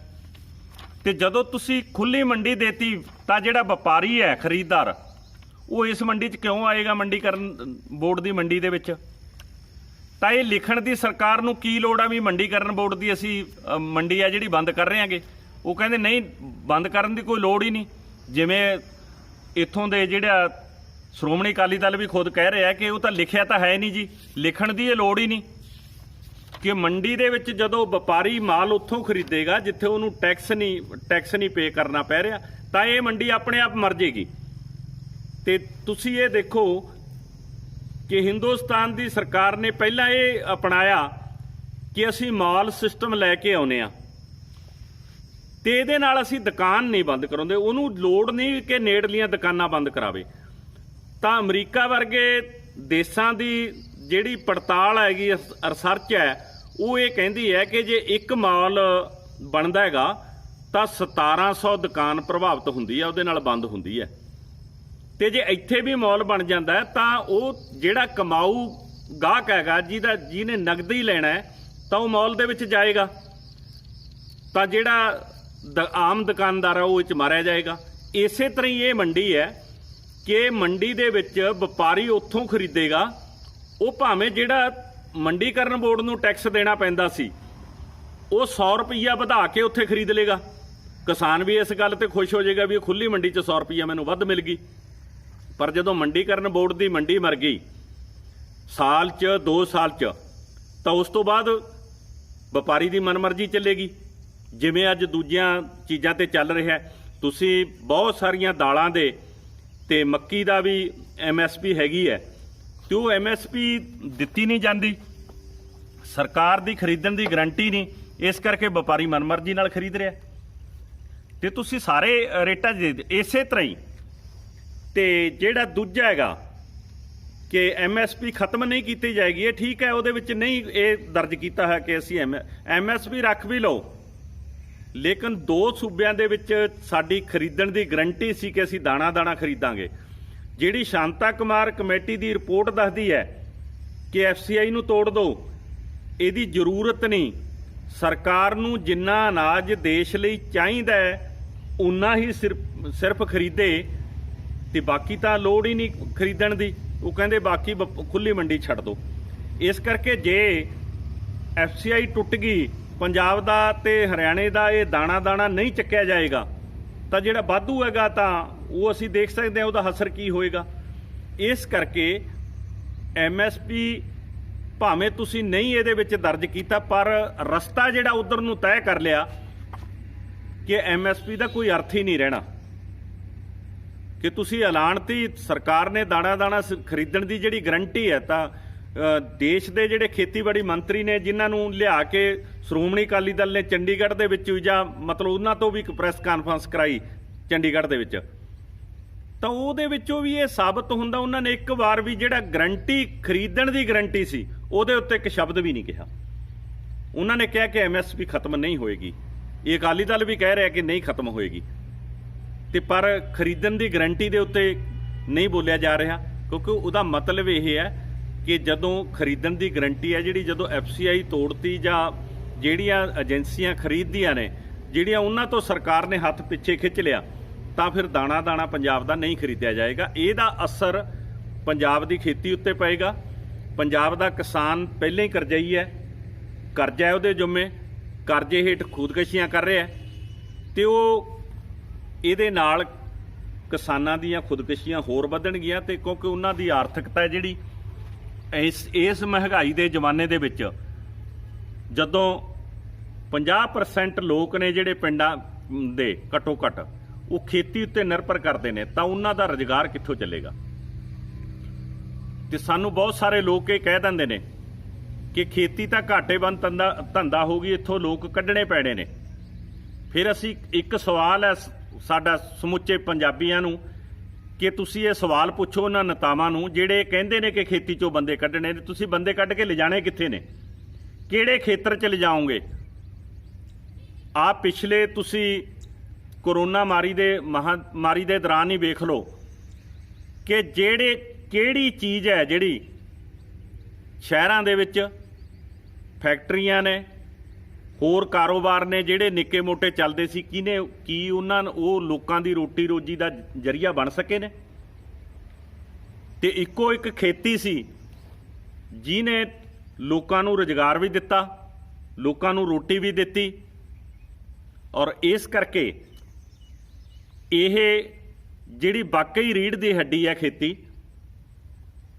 ਤੇ ਮੈਨੂੰ ਇਹ ਲੱਗਦਾ ਹੈ ਕਿ ਇਹਨਾਂ ਜਿਹੜੇ ਆਰਡੀਨੈਂਸਾਂ ਦੇ ਪਿੱਛੇ ਇੱਕ ਵੱਡੀ ਧਾਰਨਾ ਛੁਪੀ ਹੋਈ ਹੈ ਕਿ ਜਿਵੇਂ ਅੱਜ ਕਾਰਪੋਰੇਟ ਘਰਾਣੇ ਵੱਖ-ਵੱਖ ਕੁਦਰਤੀ ਸੋਮਿਆਂ ਦੇ ਉੱਤੇ ਕਬਜ਼ਾ ਕਰ ਰਹੇ ਨੇ, ਤੇ ਉਸੇ ਤਰ੍ਹਾਂ ਕਿਉਂਕਿ ਪਾਣੀ ਤੇ ਤੁਸੀਂ ਕਬਜ਼ਾ ਕਰ ਲਿਆ, ਪਾਣੀ ਨੂੰ ਖਰਾਬ ਕਰਕੇ ਉਹਦੇ ਲਈ ਸਾਫ਼ ਕਰਨ ਵਾਲੀ ਸਨਅਤ ਲਾ ਕੇ, ਆਰਓ ਲਾ ਕੇ ਤੁਸੀਂ ਪਾਣੀ ਵੇਚਣਾ ਸ਼ੁਰੂ ਕਰਤਾ। ਤੇ ਇਸੇ ਤਰ੍ਹਾਂ ਜਿਹੜੇ ਜਿੱਥੋਂ ਖਣਿਜ ਪਦਾਰਥ ਨਿਕਲਦੇ ਨੇ ਉਹ ਤੁਸੀਂ ਖਾਨਾ ਖਰੀਦ ਲੀਆਂ, ਉੱਥੇ ਵੀ ਤੁਸੀਂ ਕਬਜ਼ਾ ਕਾਰਪੋਰੇਟ ਘਰਾਣਿਆਂ ਦਾ ਕਰਾਤਾ। ਅਨਾਜ ਦੇ ਉੱਤੇ ਕਬਜ਼ਾ ਕਿਵੇਂ ਹੋ ਸਕਦਾ ਹੈ ਹਿੰਦੁਸਤਾਨ ਦੇ ਵਿੱਚ? ਕਾਰਪੋਰੇਟ ਘਰਾਣਿਆਂ ਦੀ ਇਹ ਅੱਖ ਇਸ ਖੇਤੀ ਦੇ ਉੱਤੇ ਹੈ। ਅਸੀਂ ਖਾਸ ਤੌਰ ਤੇ ਮੋਦੀ ਸਰਕਾਰ, ਪਹਿਲਾਂ ਕਾਂਗਰਸ ਨੇ ਵੀ ਇਸੇ ਦਿਸ਼ਾ 'ਚ ਕੰਮ ਕੀਤਾ, ਤੇ ਅਸੀਂ ਉਸ ਦਿਸ਼ਾ ਵੱਲ ਵਧ ਰਹੇ ਹਾਂ ਕਿ ਖੇਤੀ ਦੇ ਉੱਤੇ, ਅਨਾਜ ਦੇ ਉੱਤੇ ਕਾਰਪੋਰੇਟ ਘਰਾਣਿਆਂ ਦਾ ਕਬਜ਼ਾ ਕਿਵੇਂ ਕਰਾਇਆ ਜਾਵੇ। ਇਹ ਅਸੀਂ ਇਸ ਦਿਸ਼ਾ 'ਚ ਜਾ ਰਹੇ ਹਾਂਗੇ। ਅਗਲੀ ਗੱਲ, ਇੱਕ ਕਾਨੂੰਨ ਇਹ ਹੈ ਕਿ ਜਿਹੜਾ ਇਹ ਸੀਗਾ, ਪਹਿਲਾਂ ਮੈਂ ਇਸ ਨੂੰ ਕਹਿਣਾ ਕਿ ਇੱਕ ਬੰਦਸ਼ ਸੀ ਵਪਾਰੀ ਦੇ ਉੱਤੇ ਕਿ ਕੋਈ ਵੀ ਚੀਜ਼ ਵਾਧੂ ਖਰੀਦ ਕੇ ਅਸੀਂ ਸਟੋਰ ਨਹੀਂ ਕਰ ਸਕਦੇ। ਜ਼ਰੂਰੀ ਵਸਤਾਂ ਦਾ ਜਿਹੜਾ ਕਾਨੂੰਨ ਕਿਹਾ ਜਾਂਦਾ, ਪਰ ਤੁਸੀਂ ਉਹ ਜਿਵੇਂ ਇੱਕ ਜ਼ਮੀਨ ਦੇ ਵਿੱਚ ਲਿਮਟ ਸੀ ਕਿ 17 ਏਕੜ ਤੋਂ ਵੱਧ ਕੋਈ ਵੀ ਜ਼ਮੀਨ ਨਹੀਂ ਰੱਖ ਸਕਦਾ, ਤਾਂ ਉਹ ਵੀ ਤੁਸੀਂ ਤੋੜਤੀ ਇੱਕ ਤਰ੍ਹਾਂ ਦੀ, ਤੇ ਹੁਣ ਖੁੱਲ੍ਹੀ ਰੱਖ ਸਕਦਾ। ਤੇ ਇਸੇ ਤਰ੍ਹਾਂ ਹੀ ਤੁਸੀਂ ਉਹ ਲਿਮਟ ਤੋੜਤੀ ਕਿ ਕੋਈ ਸਟੋਰ ਨਹੀਂ ਕਰ ਸਕਦਾ। ਹੁਣ ਵਪਾਰੀ ਜਿਹੜਾ ਪੈਸੇ ਵਾਲਾ ਬੰਦਾ ਹੈ, ਉਹ ਜਿਹੜੀ ਮਰਜ਼ੀ ਚੀਜ਼ ਖਰੀਦ ਕੇ ਭੰਡਾਰ ਕਰ ਲੇਗਾ। ਭੰਡਾਰ ਕਰਨ ਤੋਂ ਬਾਅਦ ਔਰ ਫਿਰ ਉਹ ਆਪਦੇ ਮਨਮਰਜ਼ੀ ਦੇ ਰੇਟਾਂ ਤੇ ਵੇਚੇਗਾ, ਤੇ ਉਹ ਚੀਜ਼ ਦੀ ਥੁੜ ਹੋਏਗੀ ਬਾਜ਼ਾਰ ਦੇ ਵਿੱਚ ਪੂਰੀ ਤਰ੍ਹਾਂ ਆਪੇਗੀ। ਜਿਹੜੀ ਸਰਕਾਰ ਇਹ ਕਾਨੂੰਨੀ ਕਾਰਵਾਈ ਕਰ ਸਕਦੀ ਸੀ ਕਿ ਉਹ ਸਰਕਾਰ ਕੋਲੋਂ ਹੱਕ ਖੋਹ ਲਿਆ, ਹੁਣ ਉਹ ਕਾਨੂੰਨੀ ਕਾਰਵਾਈ ਨਹੀਂ ਹੋ ਸਕਦੀ। ਇਸ ਕਰਕੇ ਮੈਂ ਇਹ ਵੀ ਕਹੂੰਗਾ ਕਿ ਇਹ ਕਾਨੂੰਨ ਜਿਹੜੇ ਤਿੰਨੇ ਆਰਡੀਨੈਂਸ ਬਣੇ ਨੇ, ਮੇਰੇ ਵਪਾਰੀ ਭਰਾ, ਆੜ੍ਹਤੀਏ ਭਰਾ, ਸ਼ਹਿਰੀ ਭਰਾ, ਇਹ ਨਾ ਸੋਚਣ ਕਿ ਸ਼ਾਇਦ ਇਹ ਕਿਸਾਨਾਂ ਤੇ ਲਾਗੂ ਹੁੰਦੇ ਨੇ। ਕਿਸਾਨਾਂ ਤੇ ਨਹੀਂ ਲਾਗੂ ਹੁੰਦੇ। ਇਹ ਟੋਟਲ ਪਿੰਡਾਂ ਦਾ ਅਰਥਚਾਰਾ, ਟੋਟਲ ਸ਼ਹਿਰਾਂ ਦਾ ਅਰਥਚਾਰਾ, ਪੰਜਾਬ ਦੇ ਅਰਥਚਾਰੇ ਨਾਲ ਜੁੜੀ ਹੋਈ ਗੱਲ ਹੈ। ਇਸ ਕਰਕੇ ਸਮੁੱਚੇ ਪੰਜਾਬੀਆਂ ਦੀ ਮੰਗ ਹੈ, ਜੇ ਖੇਤੀ ਇੱਥੋਂ ਫੇਲ ਹੁੰਦੀ ਹੈ ਤਾਂ ਖੇਤੀ ਵਾਲੇ ਕਿਸਾਨ ਜਾਂ ਮਜ਼ਦੂਰ ਹੀ ਪੈਸਾ ਲੈ ਕੇ ਸ਼ਹਿਰ ਦੇ ਵਿੱਚੋਂ ਖਰੀਦਣ ਜਾਂਦੇ ਨੇ, ਤੇ ਜੇ ਉਹਨਾਂ ਦੀ ਜੇਬ 'ਚ ਪੈਸਾ ਨਹੀਂ ਰਹੇਗਾ ਤਾਂ ਸ਼ਹਿਰ ਦੀ ਦੁਕਾਨ ਨਹੀਂ ਚੱਲੇਗੀ। ਇਹ ਢਾਂਚਾ ਸਾਡਾ ਜੁੜਿਆ ਹੋਇਆ ਹੈ। ਇਸ ਲਈ ਇਹਦੇ ਵੱਲ ਸਮੁੱਚੇ ਪੰਜਾਬੀਆਂ ਨੂੰ ਅਪੀਲ ਕਰਦਾ ਕਿ ਆਓ ਇਹ 'ਤੇ ਧਿਆਨ ਮਾਰ ਕੇ ਅਸੀਂ ਇਹਨੂੰ ਚੰਗੀ ਤਰ੍ਹਾਂ ਘੋਖ ਕੇ ਅਸੀਂ ਇੱਕ ਰਹਿ ਬਣਾ ਕੇ ਇਸ ਗੱਲ ਦਾ ਵਿਰੋਧ ਕਰੀਏ। ਹੁਣ ਜਿਹੜਾ ਪੰਜਾਬ ਦੇ ਵਿੱਚ ਪੰਜਾਬ ਦੇ ਹਿੱਤਾਂ ਲਈ ਕੰਮ ਕਰਨ ਵਾਲੀ ਸ਼੍ਰੋਮਣੀ ਅਕਾਲੀ ਦਲ ਸੀ, ਜਿਹੜਾ ਕਹਿੰਦਾ ਸੀ ਕਿ ਅਸੀਂ ਵੱਧ ਅਧਿਕਾਰਾਂ ਦੀ ਮੰਗ ਵੀ ਕਰਦੇ ਹਾਂ, ਅਸੀਂ ਸੂਬਿਆਂ ਨੂੰ ਅਧਿਕਾਰਾਂ ਦੀ ਮੰਗ ਕਰਦੇ ਹਾਂ, ਅਸੀਂ ਕਿਸਾਨੀ ਤੇ ਪੰਥ ਦੇ ਭਲੇ ਲਈ ਕੰਮ ਕਰਦੇ ਹਾਂ, ਸ਼ਹੀਦਾਂ ਦੀ ਜਥੇਬੰਦੀ ਹੈ, ਉਹ ਸ਼ਹੀਦਾਂ ਦੀ ਜਥੇਬੰਦੀ ਹੁਣ ਪੰਜਾਬ ਦੇ ਹਿੱਤਾਂ ਤੋਂ ਮੁਨਕਰ ਹੋ ਗਈ ਹੈ। ਉਹ ਕਿਤੇ ਨਾ ਕਿਤੇ ਉਹਦੇ ਆਪਣੇ ਦਿਲਚਸਪੀ ਕੇ ਸੱਤਾ ਦੇ ਵਿੱਚ ਰਹਿ ਕੇ ਕਿਵੇਂ ਆਨੰਦ ਮਾਣਿਆ ਜਾਵੇ, ਉਸ ਗੱਲ ਤੋਂ ਚੀਜ਼ਾਂ ਤੈਅ ਹੋਣ ਲੱਗ ਗਈਆਂ ਨੇ, ਜਿਹਦੇ ਲਈ ਅੱਜ ਸੂਬਿਆਂ ਨੂੰ ਵੱਧ ਅਧਿਕਾਰਾਂ ਦੀ ਗੱਲ ਕਰਨ ਵਾਲਾ, ਪਹਿਲਾਂ ਤੁਸੀਂ ਦੇਖ ਸਕਦੇ ਹੋ ਕਿ ਜੰਮੂ ਕਸ਼ਮੀਰ ਦਾ ਸੂਬਾ ਤੋੜ ਕੇ ਤੁਸੀਂ ਯੂਨੀਅਨ ਟੈਰੀਟਰੀ ਬਣਾਈ, ਉਹਦੇ ਉੱਤੇ ਅਕਾਲੀ ਦਲ ਨੇ ਸਪੋਰਟ ਕੀਤੀ।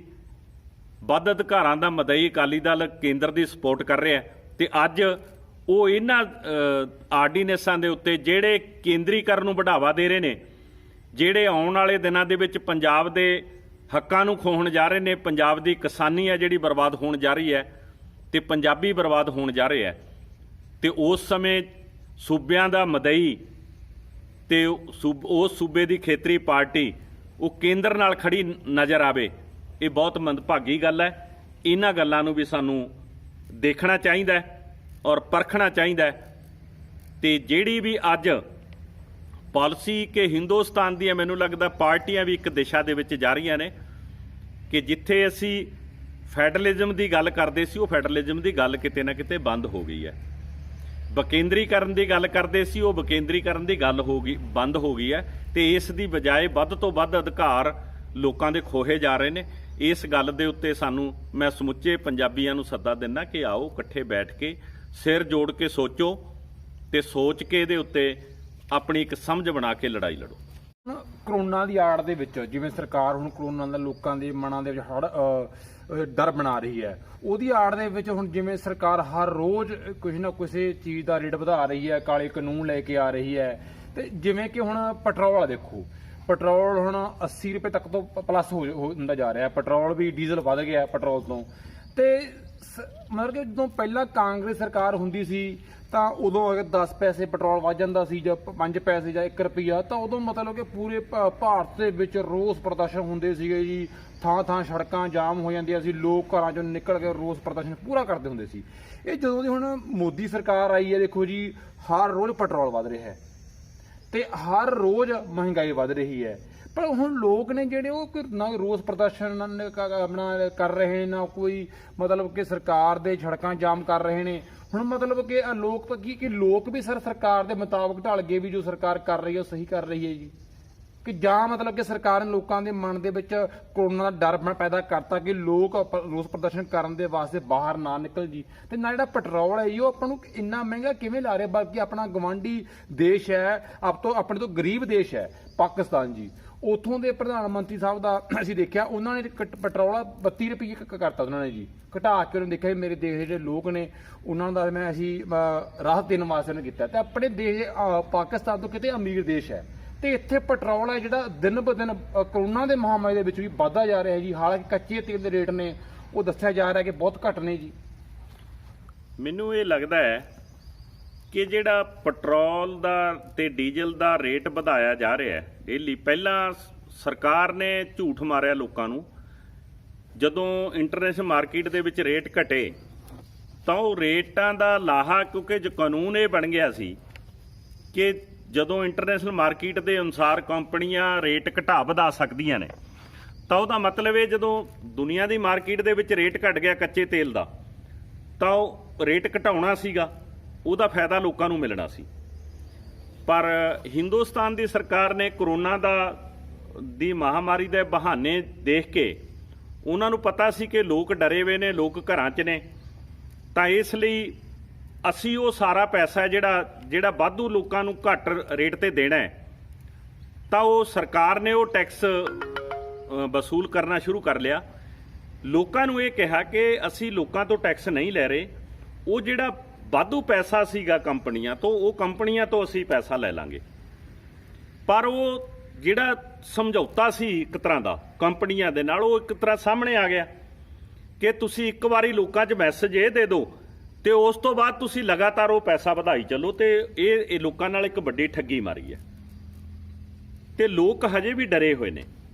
ਤੇ ਇਹ ਇੱਕ ਕੁਦਰਤੀ ਹੁੰਦਾ ਹੈ, ਸਰਕਾਰਾਂ ਦਾ ਕੰਮ ਹੁੰਦਾ ਹੈ ਕਿ ਕਿਸ ਐਸੇ ਏਜੰਡਿਆਂ ਤੇ ਮੋਬਿਲਾਈਜ਼ ਕਰੋ ਲੋਕਾਂ ਨੂੰ ਕਿ ਜਿਹਦੇ ਨਾਲ ਲੱਗੇ ਕਿ ਜੇ ਇਹ ਸਰਕਾਰ ਨਾ ਹੋਵੇ ਤਾਂ ਸਾਡਾ ਬਹੁਤ ਵੱਡਾ ਨੁਕਸਾਨ ਹੋ ਜਾਏਗਾ। ਮੋਦੀ ਇੱਕ ਗੱਲ ਇਸ ਗੱਲ 'ਚ ਕਾਮਯਾਬ ਰਿਹਾ ਕਿ ਉਹਨੇ ਰਾਸ਼ਟਰਵਾਦ ਦਾ ਹਊਆ ਖੜਾ ਕਰਕੇ ਕਿ ਜੇ ਪਾਕਿਸਤਾਨ ਨਾਲ ਲੜਾਈ ਲੜਨੀ ਹੈ ਜਾਂ ਕਿਸੇ ਹੋਰ ਗੁਆਂਢੀ ਦੇਸ਼ ਨਾਲ ਲੜਾਈ ਲੜਨੀ ਹੈ ਤਾਂ ਮੋਦੀ ਲੜ ਸਕਦਾ, ਹੋਰ ਨਹੀਂ ਲੜ ਸਕਦਾ, ਕਿਉਂਕਿ ਹਾਰਡਕੋਰ ਦਾ ਲੀਡਰ ਹੀ ਲੜ ਸਕਦਾ। ਇਸ ਕਰਕੇ ਇਹ ਮੈਸੇਜ ਦੇ ਕੇ ਲੋਕਾਂ ਨੂੰ, ਉਹ ਰਾਸ਼ਟਰਵਾਦ ਦੇ ਨਾਂ ਦੇ ਉੱਤੇ ਲੋਕਾਂ ਨੂੰ ਹਿੰਦੂਇਜ਼ਮ ਦਾ ਨਾਅਰਾ ਦੇ ਕੇ ਕਿ ਦੇਖੋ ਜਿੰਨੀਆਂ ਸਮੱਸਿਆਵਾਂ ਹਿੰਦੁਸਤਾਨ ਦੇ ਵਿੱਚ ਪੈਦਾ ਕੀਤੀਆਂ ਨੇ ਉਹ ਵਖਰੇਵਿਆਂ ਨੇ ਪੈਦਾ ਕੀਤੀਆਂ ਨੇ। ਇਸ ਕਰਕੇ ਇੱਥੇ ਜ਼ਰੂਰੀ ਹੈ ਇੱਕ ਦੇਸ਼ ਇੱਕ ਖਾਣਾ, ਇੱਕ ਦੇਸ਼ ਇੱਕ ਪਹਿਰਾਵਾ, ਇੱਕ ਦੇਸ਼ ਇੱਕ ਕਾਰਡ। ਇਹ ਸਾਰੇ ਨਾਅਰੇ ਉਸ ਦਿਸ਼ਾ 'ਚ ਦਿੱਤੇ ਜਾ ਰਹੇ ਨੇ ਜਿਹਦੇ ਵਿੱਚ ਜਿਹੜੀ ਬਹੁ ਗਿਣਤੀ ਤਬਕਾ ਹੈਗਾ ਉਹਨੂੰ ਇਹ ਲੱਗਦਾ ਵੀ ਸ਼ਾਇਦ ਇਹੀ ਬਿਮਾਰੀਆਂ ਦੀ ਜੜ ਹੈ ਤੇ ਇੱਥੇ ਜੇ ਬਹੁ ਗਿਣਤੀ ਦੇ ਰੌ ਰੀਤਾਂ ਵਾਲਾ ਰਾਜ ਬਣ ਜਾਏਗਾ ਸ਼ਾਇਦ ਉਹ ਸਮੱਸਿਆਵਾਂ ਹੱਲ ਹੋ ਜਾਣਗੀਆਂ। ਇਸ ਕਰਕੇ ਇਹ ਇੱਕ ਹਊਆ ਪੈਦਾ ਕਰਤਾ ਲੋਕਾਂ ਦੇ ਵਿੱਚ। ਤੀਸਰਾ ਇਹ ਸੀ ਕਿ ਕਰੋਨਾ ਦੇ ਦੌਰਾਨ ਵੀ ਜੇ ਲੋਕੋ ਖੁੱਲੇ ਚੱਲ ਪਏ ਤੇ ਤੁਸੀਂ ਪਤਾ ਨਹੀਂ ਕੀ ਹੋ ਜਾਏਗਾ ਇੱਥੇ, ਤੇ ਉਸ ਡਰ ਦੇ ਵਿੱਚੋਂ ਇਹ ਸਾਰੀਆਂ ਚੀਜ਼ਾਂ ਦੇ ਵਿੱਚੋਂ ਲੋਕਾਂ ਦੇ ਜਿਹੜੇ ਸੈਂਟੀਮੈਂਟ ਸੀ ਉਹ ਹਿੰਦੁਸਤਾਨ ਦੀ ਸਰਕਾਰ ਆਪਣੇ ਨਾਲ ਜੋੜਨ 'ਚ ਕਾਮਯਾਬ ਇਸ ਕਰਕੇ ਹੋ ਗਈ ਕਿਉਂਕਿ ਜਮਹੂਰੀ ਦੇਸ਼ ਉਹਦੇ ਵਿੱਚ ਵਿਰੋਧੀ ਧਿਰਾਂ ਲੋਕਾਂ ਨੂੰ ਜਾ ਕੇ ਦੱਸਦੀਆਂ ਹੁੰਦੀਆਂ ਨੇ ਕਿ ਇਹਦਾ ਕੀ ਫਾਇਦਾ ਕੀ ਨੁਕਸਾਨ ਹੈ। ਤੇ ਇੱਥੇ ਜਿਹੜਾ ਹਿੰਦੁਸਤਾਨ ਦੇ ਵਿੱਚ ਜਦੋਂ ਅਸੀਂ ਨਜ਼ਰ ਮਾਰੀਏ ਟੋਟਲ ਪਾਰਟੀਆਂ ਜਿਹੜੀਆਂ ਕਿਤੇ ਸੱਤਾ ਦੇ ਵਿੱਚ ਨੇ ਉਹ ਇੱਕੋ ਹੀ ਦਿਸ਼ਾ ਦੇ ਵਿੱਚ ਖੜੀਆਂ ਨਜ਼ਰ ਆ ਰਹੀਆਂ ਨੇ। ਉਹ ਰਾਸ਼ਟਰਵਾਦ ਦਾ ਪੱਤਾ ਖੇਡ ਕੇ, ਉਹ ਧਰਮ ਦਾ ਪੱਤਾ ਖੇਡ ਕੇ ਕਿਤੇ ਨਾ ਕਿਤੇ ਸੱਤਾ ਦਾ ਆਨੰਦ ਮਾਣਨਾ ਚਾਹੁੰਦੀਆਂ ਨੇਗੀਆਂ। ਤੇ ਇਸੇ ਤਰ੍ਹਾਂ ਹੀ ਤੇ ਜਿਹਦੇ ਲਈ ਫਿਰ ਲੋਕਾਂ ਦੀ ਭਾਵਨਾ ਵੀ ਇਹੀ ਬਣ ਗਈ, ਜਦੋਂ ਸਾਰੀਆਂ ਪਾਰਟੀਆਂ ਇੱਕੋ ਦਿਸ਼ਾ 'ਚ ਸੋਚ ਰਹੀਆਂ ਨੇਗੀਆਂ ਫਿਰ ਲੋਕ ਦਿਸ਼ਾ ਕੀ ਤੋਂ ਲੈਣ। ਇਸ ਕਰਕੇ ਲੋਕਾਂ ਦਾ ਬੋਲਣਾ ਬੰਦ ਹੋ ਗਿਆ ਔਰ ਜਿਹੜੀਆਂ ਸਾਡੀਆਂ ਜਥੇਬੰਦੀਆਂ ਵੀ ਸੀਆਂ ਉਹ ਕ੍ਰਾਂਤੀਕਾਰੀ ਵੀ ਸੀਆਂ ਤਾਂ ਉਹ ਵੀ ਕਿਤੇ ਨਾ ਕਿਤੇ ਇਸ ਮਸਲੇ 'ਚ ਕਨਫਿਊਜ਼ ਹੋ ਗਈਆਂ। ਮੈਂ ਤਾਂ ਇਹ ਕਹੂੰਗਾ ਕਿ ਕਿਤੇ ਨਾ ਕਿਤੇ ਮੋਦੀ ਦੇ ਟਰੈਕ ਤੇ ਵੀ ਚੜ ਗਈਆਂ। ਕਈ ਜਥੇਬੰਦੀਆਂ ਨੇ ਇਹ ਨਾਅਰਾ ਦਿੱਤਾ ਕਿ ਧਰਨੇ ਲਾਏ ਇਸ ਗੱਲ ਦੇ ਲਈ ਕਿ ਤੁਸੀਂ ਪੋਜ਼ਿਟਿਵ ਮਰੀਜ਼ਾਂ ਨੂੰ ਘਰਾਂ 'ਚ ਕਿਉਂ ਭੇਜ ਰਹੇ ਹੋ। ਇਹ ਕਿਸਾਨ ਜਥੇਬੰਦੀ ਦਾ ਏਜੰਡਾ ਤਾਂ ਹੈ ਨਹੀਂ। ਇਹ ਤੁਸੀਂ ਮਤਲਬ ਇਹ ਹੈ ਕਿ ਮੋਦੀ ਸਰਕਾਰ ਨੂੰ ਤੁਸੀਂ ਜਿਹੜਾ ਟੈਰਰ ਸਾਡੇ ਤੇ ਸਰਕਾਰ ਪੈਦਾ ਕਰਨਾ ਚਾਹੁੰਦੀ ਹੈ ਉਹ ਟੈਰਰ ਦੇ ਵਿੱਚ ਭਾਗੀਦਾਰ ਹੋ ਗਏ। ਤੁਸੀਂ ਲੋਕਾਂ ਨੂੰ ਉਸ ਟੈਰਰ 'ਤੇ ਪੈਦਾ ਕਰਨੀ ਚਾਹੁੰਦੇ ਹੋ। ਸਾਡੀ ਸਮਝ ਨਹੀਂ ਕਿ ਕਰੋਨਾ ਹੈ ਕੀ ਹੈ, ਕਰੋਨਾ ਨਾਲ ਲੜਨਾ ਕਿਵੇਂ ਹੈ। ਇਹਦਾ ਮਤਲਬ ਸਾਡੀ ਸਮਝ ਨਹੀਂ ਬਣੀ ਹੋਈ। ਅਸੀਂ ਕਿਤੇ ਨਾ ਕਿਤੇ ਜਾ ਕੇ ਸਟੇਟ ਦੇ ਨਾਲ ਖੜ ਗਏ। ਇਸ ਕਰਕੇ ਅੱਜ ਜਿਹੜਾ ਕਿਉਂਕਿ ਲੋਕ ਆਪਣੇ ਆਪ 'ਚ ਕਿਸੇ ਸੰਸਥਾ ਦੀ ਕਿਸੇ ਲੀਡਰ ਦੀ ਅਗਵਾਈ ਦੇ ਵਿੱਚ ਲੋਕ ਕਿਸੇ ਸੰਸਥਾ ਦੀ ਅਗਵਾਈ ਦੇ ਵਿੱਚ ਲੜਾਈ ਲੜਦੇ ਆ। ਜੇ ਸੰਸਥਾਵਾਂ ਇਸ ਗੱਲ ਤੇ ਆਵਾਜ਼ ਉਠਾਉਣੋਂ ਹਟ ਜਾਣ, ਕੋਈ ਅਗਵਾਈ ਕਰਨੋਂ ਹਟ ਜੇ ਤੇ ਲੋਕ ਸਹਿਮ ਜਾਂਦੇ ਆ। ਤੇ ਇਹੀ ਕਾਰਨ ਹੈ ਕਿ ਵਿਰੋਧੀ ਪਾਰਟੀਆਂ ਇਹਦੇ ਉੱਤੇ ਨਹੀਂ ਬੋਲ ਰਹੀਆਂ। ਤੇ ਇਸੇ ਤਰ੍ਹਾਂ ਹੀ ਤੁਸੀਂ ਉਦਾਹਰਨ ਦੇਖ ਸਕਦੇ ਹੋ ਕਿ ਜਿਹੜੇ 3 ਆਰਡੀਨੈਂਸ ਮਤਲਬ ਕੇਂਦਰ ਸਰਕਾਰ ਨੇ ਪਾਸ ਕੀਤੇ ਨੇ। ਪਹਿਲੀ ਗੱਲ ਤਾਂ ਜਮਹੂਰੀਅਤ ਦੇ ਵਿੱਚ ਆਰਡੀਨੈਂਸ ਪਾਸ ਕਰਨ ਦਾ ਮਤਲਬ ਕੀ ਹੈ ਕਿ ਤੁਸੀਂ ਸੈਸ਼ਨ ਵੀ ਸੱਦ ਸਕਦੇ ਹੋ, 6 ਮਹੀਨੇ ਠਹਿਰ ਕੇ ਵੀ ਸੱਦ ਸਕਦੇ ਹੋ। ਇਸ ਗੱਲ ਨਾਲ ਕੋਈ ਸੰਬੰਧ ਹੀ ਨਹੀਂ ਕਿ ਤੁਸੀਂ ਆਰਡੀਨੈਂਸ ਐਡੀ ਕਿਹੜੀ ਮਤਲਬ ਤੋਂ ਪੈ ਗਈ ਸੀ ਕਿ ਤੁਸੀਂ ਆਰਡੀਨੈਂਸ ਲਿਆ ਰਹੇ ਹੋ। ਅੱਜ ਤੁਸੀਂ ਉਹ ਆਰਡੀਨੈਂਸਾਂ ਦੇ ਉੱਤੇ ਵੀ ਪੰਜਾਬ ਦੇ ਵਿੱਚ ਜਿਹੜੀਆਂ ਪਾਰਟੀਆਂ ਵੀ ਵਿਰੋਧ ਕਰ ਰਹੀਆਂ ਨੇ ਉਹ ਆਪਣੇ ਵੋਟ ਬੈਂਕ ਤੱਕ ਲਿਜਾਣਾ ਚਾਹੁੰਦੀਆਂ ਨੇ ਕਿ ਕੋਈ ਨਿਰਸਵਾਰਥ ਹੋ ਕੇ ਪੰਜਾਬ ਦੇ ਇੰਟਰਸਟ ਦੀ ਲੜਾਈ ਲੜਨ ਨੂੰ ਚਾਹੇ, ਕਿਉਂਕਿ ਨਿਰਸਵਾਰਥ ਲੜਾਈ ਉਹ ਲੜੇਗਾ ਜਿਹੜਾ ਲੋਕਾਂ ਨੂੰ ਜਾਣਕਾਰੀ ਦੇ ਕੇ ਜਥੇਬੰਦ ਕਰਕੇ ਲੋਕਾਂ ਨੂੰ ਲੜਾਈ ਦੇ ਵਿੱਚ ਸ਼ਾਮਲ ਕਰੇਗਾ। ਅਸੀਂ ਲੋਕਾਂ ਨੂੰ ਲੜਾਈ ਦੇ ਵਿੱਚ ਸ਼ਾਮਲ ਕਰਨ ਦੀ ਬਜਾਏ ਸਿਰਫ ਅਖਬਾਰੀ ਤੇ ਅਸੀਂ ਚੁੰਝ ਚਰਚਾ ਉਹ ਕਰਨੀ ਚਾਹੁੰਦੇ ਹਾਂ ਕਿ ਤਾਂ ਕਿ ਸਾਡੀ ਵੋਟ ਤੱਕ ਇਹ ਮਾਮਲਾ ਚਲਾ ਜਾਵੇ। ਇਸ ਕਰਕੇ ਵੱਡਾ ਫੈਸਲਾ ਤੇ ਕਾਂਗਰਸ ਨੇ ਕੀਤਾ ਤੇ ਕਾਂਗਰਸ 22 ਦੀ ਇਲੈਕਸ਼ਨ ਤੱਕ ਲੈ ਕੇ ਜਾਏਗੀ ਤੇ ਉਸ ਤੋਂ ਬਾਅਦ ਇਹ ਬਿਨਾਂ ਸ਼ੱਕ ਮੁੱਦਾ ਵੱਡਾ ਰਹੇਗਾ, ਇਲੈਕਸ਼ਨਾਂ ਦਾ ਮੁੱਦਾ ਰਹੇਗਾ। ਪਰ ਜਿਹੜੀਆਂ ਪਾਰਟੀਆਂ ਸੱਤਾ ਦੇ ਉੱਤੇ ਕਾਬਜ ਹੋਣਾ, ਜਿਨ੍ਹਾਂ ਦਾ ਗੋਲ ਇਹ ਹੈ ਕਿ 22 ਦੀ ਇਲੈਕਸ਼ਨ ਜਿੱਤਣੀ ਹੈ, ਉਹ 22 ਦੀ ਇਲੈਕਸ਼ਨ ਤੱਕ ਲਿਜਾਣ ਦੀ ਕੋਸ਼ਿਸ਼ ਕਰਨਗੇ। ਇਸ ਕਰਕੇ ਪੰਜਾਬੀਆਂ ਨੇ ਇਹ ਵੀ ਸਮਝਣਾ ਕਿ ਕੌਣ ਇੱਥੇ ਪੰਜਾਬ ਦੇ ਇੰਟਰਸਟ ਲਈ ਲੜ ਰਿਹਾ ਤੇ ਕੌਣ 22 ਦੀ ਇਲੈਕਸ਼ਨ ਲਈ ਲੜ ਰਿਹਾ। ਤੇ ਇਸੇ ਤਰ੍ਹਾਂ ਹੀ ਪੈਟਰੋਲ ਦੇ ਉੱਤੇ ਜਿਹੜੀਆਂ ਪੈਟਰੋਲ ਡੀਜ਼ਲ ਦੀਆਂ ਕੀਮਤਾਂ ਵਧੀਆਂ ਨੇ, ਇਹਦਾ ਵੀ ਬਹੁਤ ਸਾਰਾ ਆਮ ਵਿਅਕਤੀ ਨੂੰ ਵੀ ਨੁਕਸਾਨ ਹੁੰਦਾ, ਕਿਉਂਕਿ ਜਿਹੜੀ ਸਾਰੀ ਟੋਟਲ ਚੀਜ਼ ਬਣਦੀ ਹੈ ਉਹਦੇ ਵਿੱਚ ਇਹ ਚੀਜ਼ਾਂ ਵਰਤੀਆਂ ਜਾਂਦੀਆਂ ਨੇ, ਢੋਆ ਢਵਾਈ ਦੇ ਵਿੱਚ ਵੀ ਵਰਤੀਆਂ ਜਾਂਦੇ ਨੇ। ਜਦੋਂ ਢੋਆ ਢਵਾਈ ਦੇ ਰੇਟ ਵੱਧ ਗਏ, ਚੀਜ਼ਾਂ ਬਣਾਉਣ ਦੇ ਰੇਟ ਵੱਧ ਗਏ, ਤਾਂ ਉਹ ਆਮ ਵਿਅਕਤੀ ਤੇ ਆਉਣਾ ਹੈਗਾ। ਸ਼ਾਇਦ ਇਹ ਕਈ ਭਰਾਵਾਂ ਨੂੰ ਇਹ ਲੱਗਦਾ ਹੋਊ ਵੀ ਆਪਣੇ ਲਵੇ ਕਿਹੜਾ ਮੋਟਰਸਾਈਕਲ ਹੈ ਜਾਂ ਆਪਣੇ ਲਵੇ ਗੱਡੀ ਹੈ ਜਾਂ ਟਰੈਕਟਰ ਹੈ, ਠੀਕ ਆ, ਉਹ ਘੱਟ ਵਰਤੋਂ ਕਰਦਾ ਹੋਏਗਾ, ਪਰ ਚੀਜ਼ਾਂ ਦੇ ਰੇਟਾਂ ਦਾ ਅਸਰ ਉਹਨਾਂ ਦੇ ਉੱਤੇ ਵੀ ਪਏਗਾ। ਇਸ ਕਰਕੇ ਮੈਨੂੰ ਲੱਗਦਾ ਹੈ ਕਿ ਅੱਜ ਇਹ ਗੱਲਾਂ ਵੀ, ਕਿਉਂਕਿ ਚਰਚਾ ਇਹਨਾਂ ਚੀਜ਼ਾਂ ਤੇ ਬੰਦ ਹੋ ਗਈ। ਜੇ ਚਰਚਾ ਬੰਦ ਹੋ ਗਈ, ਟੋਟਲ ਪ੍ਰੈਸ ਹੈ ਜਿਹੜੀ ਬਹੁਤ ਥੋੜੀ ਪ੍ਰੈਸ ਰਹਿ ਗਈ, ਜਾਂ ਸੋਸ਼ਲ ਮੀਡੀਆ ਰਾਹੀਂ ਥੋੜੀ ਬਹੁਤੀ ਲੋਕਾਂ ਨੂੰ ਸੂਚਨਾ ਮਿਲਦੀ ਹੈ ਕਿ ਅਸਲੀ ਗੱਲ ਕੀ ਹੈ, ਤੇ ਲੋਕਾਂ ਤੱਕ ਸਹੀ ਸੂਚਨਾ ਵੀ ਨਹੀਂ ਪਹੁੰਚਦੀ। ਜਦੋਂ ਸੂਚਨਾ ਨਹੀਂ ਪਹੁੰਚੇਗੀ, ਗਿਆਨ ਨਹੀਂ ਮਿਲੇਗਾ, ਤੇ ਬੰਦਾ ਲੜਾਈ ਨਹੀਂ ਲੜ ਸਕਦਾ। ਤੇ ਇਸ ਕਰਕੇ ਇਹ ਜ਼ਰੂਰੀ ਹੈ, ਕਿਉਂਕਿ ਜਿੰਨਾ ਮੀਡੀਆ ਦੇ ਉੱਤੇ ਕਬਜ਼ਾ ਹੈਗਾ ਜਿਹੜਾ, ਉਹ ਵੀ ਕਾਰਪੋਰੇਟ ਘਰਾਣਿਆਂ ਦਾ ਹੋ ਚੁੱਕਿਆ। ਉਹ ਉਸੇ ਐਂਗਲ ਤੋਂ ਚੀਜ਼ ਦਿੰਦੇ ਨੇ ਜਿੰਨੀ ਉਹਨਾਂ ਨੂੰ ਸ਼ੂਟ ਕਰਦੀ ਹੈ। ਇਸ ਕਰਕੇ ਲੋਕਾਂ ਕੋਲ ਇੱਕੋ ਇੱਕ ਸਾਧਨ ਹੈ ਕਿ ਉਹ ਉਹਨਾਂ ਦੀਆਂ ਆਪਦੀਆਂ ਜਥੇਬੰਦੀਆਂ, ਉਹਨਾਂ ਦੇ ਆਪਦੀਆਂ ਸੰਸਥਾਵਾਂ, ਕਿ ਉਹ ਲੋਕਾਂ ਦੇ ਵਿੱਚ ਕਿਵੇਂ ਚਰਚਾ ਪਿੰਡ ਪਿੰਡ ਦੇ ਵਿੱਚ ਕਰਾ ਸਕਣ, ਤਾਂ ਇਹ ਚੀਜ਼ਾਂ ਅੱਗੇ ਵੱਧ ਸਕਦੀਆਂ ਨੇ। ਤੇ ਇਸ ਜਰੀਏ ਦੇ ਉੱਤੇ ਬਾਕੀ ਪੈਟਰੋਲ ਦੇ ਉੱਤੇ ਬਹੁਤ ਜ਼ਿਆਦਾ ਟੈਕਸ ਪਾਏ ਜਾ ਰਹੇ ਨੇ। ਮੈਨੂੰ ਤਾਂ ਲੱਗਦਾ ਹੈ ਸਰਕਾਰ ਜਿਹੜੀ ਸਰਕਾਰ ਇਹ ਕਹਿੰਦੀ ਹੈ ਕਿ ਇੱਕ ਦੇਸ਼ ਇੱਕ ਕਾਨੂੰਨ, ਤੇ ਉਹ ਇੱਥੇ ਲਾਗੂ ਕਿਉਂ ਨਹੀਂ ਕਰ ਰਹੀ? ਜੇ GST ਲਾਗੂ ਕੀਤੀ ਸੀ ਤਾਂ GST ਇਹਦੇ ਉੱਤੇ ਲਾਗੂ ਕਿਉਂ ਨਹੀਂ ਕਰ ਰਹੀ? ਇਹਨੂੰ GST ਤੋਂ ਬਾਹਰ ਰੱਖ ਰਿਹਾ। ਇਹਦਾ ਮਤਲਬ ਇਹ ਹੈ ਕਿ ਜਿਹੜਾ ਤੁਹਾਨੂੰ ਫਾਇਦਾ ਕਰਦਾ ਹੈ ਉਹ ਚੀਜ਼ ਤੁਸੀਂ ਬਾਹਰ ਰੱਖ ਲਓ, ਜਿਹੜੀ ਲੋਕਾਂ ਨੂੰ ਘੱਟ ਮਿਲਦੀ ਹੈ ਉਹਨੂੰ GST ਦੇ ਅੰਦਰ ਲੈ ਆਓ। ਵੱਧ ਤੋਂ ਵੱਧ ਤੁਸੀਂ ਲੋਕਾਂ ਦਾ ਨੁਕਸਾਨ ਕਰ ਰਹੇ।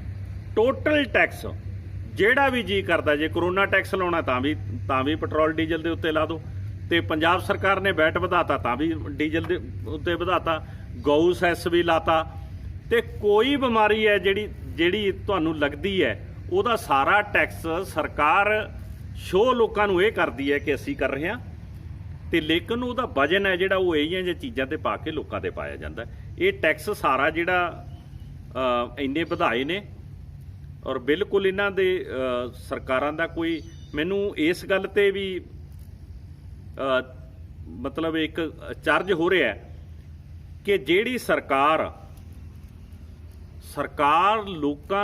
ਲੋਕਾਂ ਦਾ ਇੱਕ ਪ੍ਰਬੰਧ ਚਲਾਉਣ ਦੇ ਲਈ ਹੈ, ਲੋਕਾਂ ਕੋਲੋਂ ਟੈਕਸ ਇਕੱਠਾ ਕਰਦੇ ਹਾਂ ਅਸੀਂ, ਉਹ ਟੈਕਸ ਇਸ ਕਰਕੇ ਇਕੱਠਾ ਕਰਦੇ ਹਾਂ ਕਿ ਉਹ ਉਹਨਾਂ ਚੀਜ਼ਾਂ ਦੇ ਉੱਤੇ ਲਾਇਆ ਜਾਊ ਜਿਹੜੀ ਤਰੱਕੀ ਕਰਾਈ ਜਾਊ, ਜਾਂ ਜਿਨ੍ਹਾਂ ਲੋਕਾਂ ਨੂੰ ਸਪੋਰਟ ਦੀ ਲੋੜ ਹੈ ਉਹ ਤੇ ਸਪੋਰਟ ਦਿੱਤੀ ਜਾਏਗੀ। ਪਰ ਅੱਜ ਹਿੰਦੁਸਤਾਨ ਦੀ ਸਰਕਾਰ ਜਿਹੜੀ ਉਹਨੇ ਇਹ ਤਬਦੀਲੀ ਕਰ ਲਈ ਕਿ ਜਿਹੜੇ ਗਰੀਬਾਂ ਨੂੰ ਰਾਇਤਾਂ ਦੇਣ ਦੀਆਂ ਸੀ ਉਹ ਖਜ਼ਾਨੇ ਉੱਤੇ ਭਾਰ ਸਮਝਣਾ ਲੱਗੇ, ਤੇ ਸਾਰਾ ਪੈਸਾ ਜਿਹੜਾ ਗਰੀਬਾਂ ਨੂੰ ਦੇਣਾ ਸੀ, ਦੇਸ਼ ਦੀ ਤਰੱਕੀ ਦੇ ਲਈ ਲਾਉਣਾ ਸੀ, ਉਹ ਸਾਰਾ ਪੈਸਾ ਅਸੀਂ ਹਥਿਆਰਾਂ ਦੇ ਉੱਤੇ ਤੇ ਅਸੀਂ ਕਾਰਪੋਰੇਟ ਘਰਾਣਿਆਂ ਨੂੰ ਰਾਇਤਾਂ ਦੇਣ ਦੇ ਉੱਤੇ ਲਾਉਣਾ ਸ਼ੁਰੂ ਕਰ ਦਿੱਤਾ। ਤੇ ਦੇਸ਼ ਦਾ ਧਨ ਅਸੀਂ ਕਿੱਧਰ ਲੈ ਕੇ ਜਾ ਰਹੇ ਹਾਂ? ਇੱਥੋਂ ਤੱਕ ਵੀ ਜਮਹੂਰੀ ਦੇਸ਼ ਦੇ ਵਿੱਚ ਇਹ ਬਹੁਤ ਨਿੰਦਣਯੋਗ ਗੱਲ ਹੈ ਕਿ ਹੁਣ ਪਾਲਿਸੀਆਂ ਨੇ ਜਿਹੜੀਆਂ, ਉਹ ਜਿਹੜੀ ਪਾਰਟੀ ਦੀ ਸਰਕਾਰ ਹੈ ਉਹਦੇ ਪਾਰਟੀ ਦੇ ਗਰੁੱਪ ਦੇ ਵਿੱਚ ਡਿਸਕਸ਼ਨ ਨਹੀਂ ਹੁੰਦੀਆਂ, ਉਹ ਪਾਰਲੀਮੈਂਟ ਦੇ ਵਿੱਚ ਡਿਸਕਸ਼ਨ ਨਹੀਂ ਹੁੰਦੀਆਂ, ਉਹ ਮੰਤਰੀ ਮੰਡਲ ਦੇ ਵਿੱਚ ਡਿਸਕਸ਼ਨ ਨਹੀਂ ਹੁੰਦੀਆਂ, ਉਹ ਇੱਕ ਵਿਅਕਤੀ ਦੇ ਥਰੂ ਆਉਂਦੀਆਂ ਨੇ, ਚਾਹੇ ਪ੍ਰਧਾਨ ਦੇ ਥਰੂ ਆਉਂਦੀਆਂ ਹੋਣ, ਤੇ ਪ੍ਰਧਾਨ ਦੇ ਥਰੂ ਵੀ ਕਾਰਪੋਰੇਟ ਘਰਾਣਿਆਂ ਦੇ ਘਰੋਂ ਪਾਲਿਸੀਆਂ ਬਣ ਕੇ ਆਉਂਦੀਆਂ ਨੇ। ਇਹ ਹਿੰਦੁਸਤਾਨ ਦੀ ਜਮਹੂਰੀਅਤ ਲਈ ਬਹੁਤ ਵੱਡਾ ਖਤਰਾ ਹੈ। ਔਰ ਇਸ ਲਈ ਅੱਜ ਸਾਨੂੰ, ਕਿਉਂਕਿ ਸਾਰੀਆਂ ਪਾਲਿਸੀਆਂ ਜਿਹੜੀਆਂ ਬਣਦੀਆਂ ਨੇ ਸ਼ਾਇਦ ਲੋਕਾਂ 'ਚ ਭਰਮ ਭੁਲੇਖਾ ਇਹ ਪਾਇਆ ਜਾ ਰਿਹਾ ਕਿ ਬਹੁਤ ਦਿਮਾਗਦਾਰ ਬੰਦੇ ਨੇ ਜਿਹੜੇ ਬੈਠੇ ਨੇ। ਇਹ ਦਿਮਾਗਦਾਰ ਬੰਦੇ ਨਹੀਂ, ਇਹ ਖਰੀਦੇ ਹੋਏ ਬੰਦੇ ਨੇ। ਇਸ ਲਈ ਇਹ ਸਾਨੂੰ ਦੇਖਣਾ ਪਏਗਾ। ਤੇ ਤੁਸੀਂ ਪਹਿਲਾਂ ਅਸੀਂ ਨੋਟਬੰਦੀ ਦਾ ਰਿਜ਼ਲਟ ਸਾਡੇ ਸਾਹਮਣੇ, ਜੋ ਹਿੰਦੁਸਤਾਨ ਦੀ ਸਰਕਾਰ ਨੇ ਕਿਹਾ, ਮੋਦੀ ਸਰਕਾਰ ਨੇ ਐਲਾਨ ਕੀਤਾ ਕਿ ਇਹਦੇ ਵਿੱਚ ਅੱਤਵਾਦੀਆਂ ਦਾ ਲੱਕ ਟੁੱਟ ਜੂ, ਉਹਦਾ ਅਸੀਂ ਦੇਖ ਸਕਦੇ ਹਾਂ। ਉਹਨਾਂ ਨੇ ਕਿਹਾ ਕਿ ਕਾਲਾ ਧਨ ਨਿਕਲੂ, ਕਾਲਾ ਧਨ ਵੀ ਨਹੀਂ ਨਿਕਲਿਆ, ਔਰ ਸਭ ਤੋਂ ਵੱਧ ਨੁਕਸਾਨ ਆਮ ਵਿਅਕਤੀ ਨੂੰ ਹੋਇਆ। ਤੇ GST ਦਾ ਨਤੀਜਾ ਵੀ ਸਾਰੇ ਲੋਕ ਭੁਗਤ ਰਹੇ ਨੇ। ਅੱਜ ਤੁਸੀਂ ਕਰੋਨਾ ਮਹਾਮਾਰੀ ਦਾ ਜਿਹੜਾ ਨਤੀਜਾ ਹੈਗਾ ਤੇ ਉਹ ਵੀ ਸਾਰੇ ਲੋਕ ਭੁਗਤ ਰਹੇ ਨੇ, ਖਾਸ ਤੌਰ ਤੇ ਆਮ ਵਿਅਕਤੀ ਨੇ ਭੁਗਤਿਆ। ਤੇ ਇਸੇ ਤਰ੍ਹਾਂ ਹੀ ਅੱਜ ਜਿੰਨਾ ਇਹ ਆਰਡੀਨੈਂਸ ਜਾਂ ਇਸ ਤਰ੍ਹਾਂ ਦੀਆਂ ਚੀਜ਼ਾਂ ਲੈ ਕੇ ਆ ਰਹੇ ਨੇ, ਉਹਦਾ ਸਾਰਾ ਨਤੀਜਾ ਜਿਹੜਾ ਆਮ ਵਿਅਕਤੀ ਨੂੰ ਭੁਗਤਣਾ ਪੈ ਰਿਹਾ। ਇਸ ਕਰਕੇ ਜਿਹੜੀਆਂ ਵੀ ਨੀਤੀਆਂ ਬਣ ਰਹੀਆਂ ਨੇ ਉਹ ਖਾਸ ਵਿਅਕਤੀਆਂ ਨੂੰ ਧਿਆਨ 'ਚ ਰੱਖ ਕੇ ਬਣ ਰਹੀਆਂ ਨੇ। ਤੇ ਤੁਸੀਂ ਗਡਕਰੀ ਦਾ ਬਿਆਨ ਪੜ੍ਹ ਲਓ, ਤੇ ਜਿਹੜਾ ਇਹ ਕਹਿੰਦਾ ਵੀ ਜਿਹੜੀ ਆਪਣਾ MSP ਹੈ ਉਹ ਖਜ਼ਾਨੇ ਦੇ ਉੱਤੇ ਭਾਰ ਹੈ।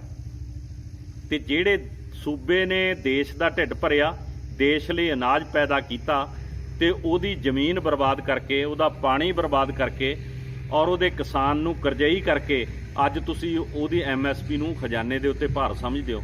ਐਡੂ ਵੱਡੀ ਤੇ ਨਲਾਇਕ ਕਿਸਮ ਦੇ ਪ੍ਰਬੰਧ ਕਿਵੇਂ ਹੋਏਗਾ? ਤੇ ਜਿਹੜਾ ਤੁਸੀਂ ਇਹ ਕਹਿ ਰਹੇ ਹੋ, ਇਹਦਾ ਮਤਲਬ ਜਿਹੜੇ ਤੁਸੀਂ ਕਰੋੜਾਂ ਰੁਪਈਆ ਕਾਰਪੋਰੇਟ ਘਰਾਣਿਆਂ ਨੂੰ ਦੇ ਰਹੇ ਹੋ, ਉਹਦੇ ਵਿੱਚ ਕਿਤੇ ਗਡਕਰੀ ਦਾ ਬਿਆਨ ਨਹੀਂ ਸੁਣਿਆ।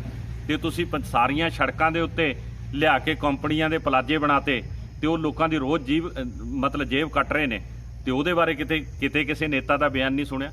ਇਹਦਾ ਮਤਲਬ ਇਹ ਹੈ ਕਿ ਜਿਹੜੇ ਪੈਸੇ ਵਾਲੇ ਲੋਕ ਨੇ ਉਹ ਜਿਵੇਂ ਮਰਜ਼ੀ ਲੋਕਾਂ ਨੂੰ ਲੁੱਟੀ ਜਾਣ, ਤੇ ਤੁਸੀਂ ਆਮ ਵਿਅਕਤੀ ਨੂੰ ਇੱਕ ਚੀਜ਼ ਦਿੰਦੇ ਵੀ ਤੁਸੀਂ ਉਹ ਤੁਹਾਨੂੰ ਭਾਰ ਲੱਗਦੀ ਹੈ ਉਹ ਖਜ਼ਾਨੇ ਦੇ ਉੱਤੇ। ਤੁਸੀਂ ਕਰੋੜਾਂ ਰੁਪਈਆਂ ਦਾ ਟਰੰਪ ਜੀ ਆਏ, ਉਹਨਾਂ ਨਾਲ ਹਥਿਆਰਾਂ ਦਾ ਸੌਦਾ ਕਰ ਲਓ, ਉਹ ਦੇਸ਼ ਦੇ ਉੱਤੇ ਕੋਈ ਭਾਰ ਨਹੀਂ। ਇਸ ਕਰਕੇ ਨੀਤੀਆਂ ਸਾਨੂੰ ਜ਼ਰੂਰ ਸਮਝਣੀਆਂ ਪੈਣਗੀਆਂ, ਨੀਤੀਆਂ ਸਾਨੂੰ ਬਦਲਣੀਆਂ ਪੈਣਗੀਆਂ। ਦੇਸ਼ ਕਿਸੇ ਵੀ ਲੜਾਈ ਦੇ ਵਿੱਚ ਕੋਈ ਮਾਮਲਾ ਹੱਲ ਨਹੀਂ ਹੁੰਦਾ, ਲੜਾਈਆਂ ਨੁਕਸਾਨ ਕਰਦੀਆਂ ਨੇ। ਇਸ ਕਰਕੇ ਗੁਆਂਢੀਆਂ ਨਾਲ ਚੰਗੇ ਸੰਬੰਧ ਬਣਾਉਣ ਦੀ, ਤੇ ਹਥਿਆਰਾਂ ਦੇ ਉੱਤੇ ਘੱਟ ਖਰਚਾ ਕਰਨ ਦੀ, ਤੇ ਕੁਝ ਖਾਸ ਵਿਅਕਤੀਆਂ ਨੂੰ ਰਿਆਇਤਾਂ ਦੇਣ ਦੀ ਇਹ ਬਿਲਕੁਲ ਬੰਦ ਕਰਨਾ ਪਊ। ਜਿਹੜੇ ਕਮਾਊ ਬੰਦੇ ਨੇ ਉਹਨਾਂ ਤੋਂ ਪੈਸਾ ਸਰਕਾਰਾਂ ਲੈਂਦੀਆਂ ਹੁੰਦੀਆਂ ਨੇ ਤੇ ਨਾ ਕਿ ਦਿੰਦੀਆਂ ਹੁੰਦੀਆਂ ਨੇ। ਸਰ, ਜਿਹੜਾ ਤੁਸੀਂ ਨੇ ਰਸਾਲਾ ਫੜਿਆ ਹੋਇਆ ਹੈ, ਇਹਦੇ ਬਾਰੇ ਦਰਸ਼ਕਾਂ ਨੂੰ ਜਾਣਕਾਰੀ ਦਿਓ ਜੀ। ਇਹ ਕੀ ਹੈ, ਇਹਦੇ ਵਿੱਚ ਕਿਸ ਤਰ੍ਹਾਂ ਦੇ ਮਤਲਬ ਕਿ ਇਹਦੇ ਵਿੱਚ ਪੁਆਇੰਟ ਆਫ ਵਿਊ ਰੱਖੇ ਗਏ ਨੇ ਜੀ? ਇਹ ਰਸਾਲਾ ਜਿਹੜਾ ਇੰਟਰਨੈਸ਼ਨਲਿਸਟ ਵਿਊ ਪੁਆਇੰਟ ਹੈ, ਇੰਟਰਨੈਸ਼ਨਲਿਸਟ ਡੈਮੋਕ੍ਰੈਟਿਕ ਪਲੇਟਫਾਰਮ ਜਿਹੜੀ ਜਥੇਬੰਦੀ ਹੈ, ਉਸ ਜਥੇਬੰਦੀ ਦਾ ਇਹ ਪੇਪਰ ਹੈਗਾ। ਇਹਦੇ ਵੱਲੋਂ ਜਿਹੜੇ ਵੀ ਪੱਖ ਦੇ ਇਸ਼ੂ ਹੁੰਦੇ ਆ ਤੇ ਉਹ ਪੇਪਰ ਦੇ ਵਿੱਚ ਛਾਪੇ ਜਾਂਦੇ ਨੇ। ਅੱਜ ਅਸੀਂ ਜਿਹੜੇ 3 ਆਰਡੀਨੈਂਸ ਕੇਂਦਰ ਸਰਕਾਰ ਨੇ ਪਾਸ ਕੀਤੇ ਨੇ, ਉਹ ਆਰਡੀਨੈਂਸਾਂ ਦੀ, ਕਿਉਂਕਿ ਸਾਡੇ ਇੱਕ ਰਿਵਾਜ ਹੈ ਸਰਕਾਰਾਂ ਦਾ ਕਿ ਤੁਸੀਂ ਉਹੀ ਜੀ ਭਾਸ਼ਾ ਦੇ ਵਿੱਚ ਭੇਜ ਦਿਓ, ਤੇ ਜੇ ਤੁਸੀਂ ਇੰਗਲਿਸ਼ ਦੇ ਵਿੱਚ ਭੇਜ ਦਿਓ ਤਾਂ ਕਿ ਲੋਕਾਂ ਤੋਂ ਪੜ੍ਹੇ ਹੀ ਨਾ ਜਾ ਸਕਣ, ਲੋਕਾਂ ਨੂੰ ਸਮਝ ਹੀ ਨਾ ਆਉਣ। ਇਸ ਕਰਕੇ ਲੋਕਾਂ ਨੂੰ ਸਮਝ ਨਹੀਂ ਆਉਣਗੇ ਤਾਂ ਉਹ ਲੜਾਈ ਨਹੀਂ ਲੜ ਸਕਣਗੇ। ਇਸ ਲਈ ਅਸੀਂ ਉਹ ਤਿੰਨੇ ਜਿਹੜੇ ਆਰਡੀਨੈਂਸ ਨੇ ਉਹਨਾਂ ਦਾ ਪੰਜਾਬੀ ਅਨੁਵਾਦ ਅਸੀਂ ਇਸ ਪੇਪਰ ਦੇ ਵਿੱਚ ਛਾਪ ਰਹੇ ਹਾਂਗੇ। ਤੇ ਇਸ ਤੋਂ ਬਾਅਦ ਕੁਝ ਖਾਸ ਬੁੱਧੀਜੀਵੀ ਜਿਵੇਂ ਡਾਕਟਰ ਸੁੱਚਾ ਸਿੰਘ ਗਿੱਲ, ਪ੍ਰੋਫੈਸਰ ਪ੍ਰੀਤਮ ਸਿੰਘ ਤੇ ਡਾਕਟਰ ਗਿਆਨ ਸਿੰਘ, ਹਮੀਰ ਸਿੰਘ ਜੀ ਜੋ ਪੰਜਾਬੀ ਟ੍ਰਿਬਿਊਨ ਤੋਂ ਨੇ, ਸਭ ਦੇ ਜਿਹੜੇ ਇਹਨਾਂ ਤਿੰਨੇ ਆਰਡੀਨੈਂਸਾਂ ਦੇ ਆਰਟੀਕਲ ਲਿਖੇ ਹੋਏ ਨੇ ਕਿ ਕੀ ਪ੍ਰਭਾਵ ਪੈਣਗੇ ਪੰਜਾਬ ਦੇ ਉੱਤੇ, ਉਹ ਆਰਟੀਕਲ ਵੀ ਅਸੀਂ ਇਸ ਪੇਪਰ ਦੇ ਵਿੱਚ ਛਾਪੇ ਹੋਏ ਨੇ। ਅਸੀਂ ਸਮੁੱਚੇ ਸਰੋਤਿਆਂ ਨੂੰ ਇਹ ਅਪੀਲ ਕਰਦੇ ਹਾਂ ਕਿ ਜੇ ਤੁਸੀਂ ਇਹਦੇ ਬਾਰੇ ਹੋਰ ਜਾਣਨਾ ਚਾਹੁੰਦੇ ਹੋ ਤਾਂ ਵੱਧ ਤੋਂ ਵੱਧ ਇਹ ਪੇਪਰ ਲੈ ਕੇ ਇਹਨੂੰ ਪੜ੍ਹੋ ਔਰ ਇਹਦੇ ਉੱਤੇ ਵਿਚਾਰ ਕਰੋ। ਇਹਦਾ ਜਿਹੜਾ ਸੰਪਰਕ ਹੈ ਉਹ ਤੁਸੀਂ ਮੇਰੇ ਨਾਲ ਕਰ ਸਕਦੇ ਹੋ। ਕਰਨੈਲ ਸਿੰਘ ਜਖੇਪਲ, ਪਿੰਡ ਜਖੇਪਲ ਚੌਬਾਸ, ਨੰਬਰ 9417485060।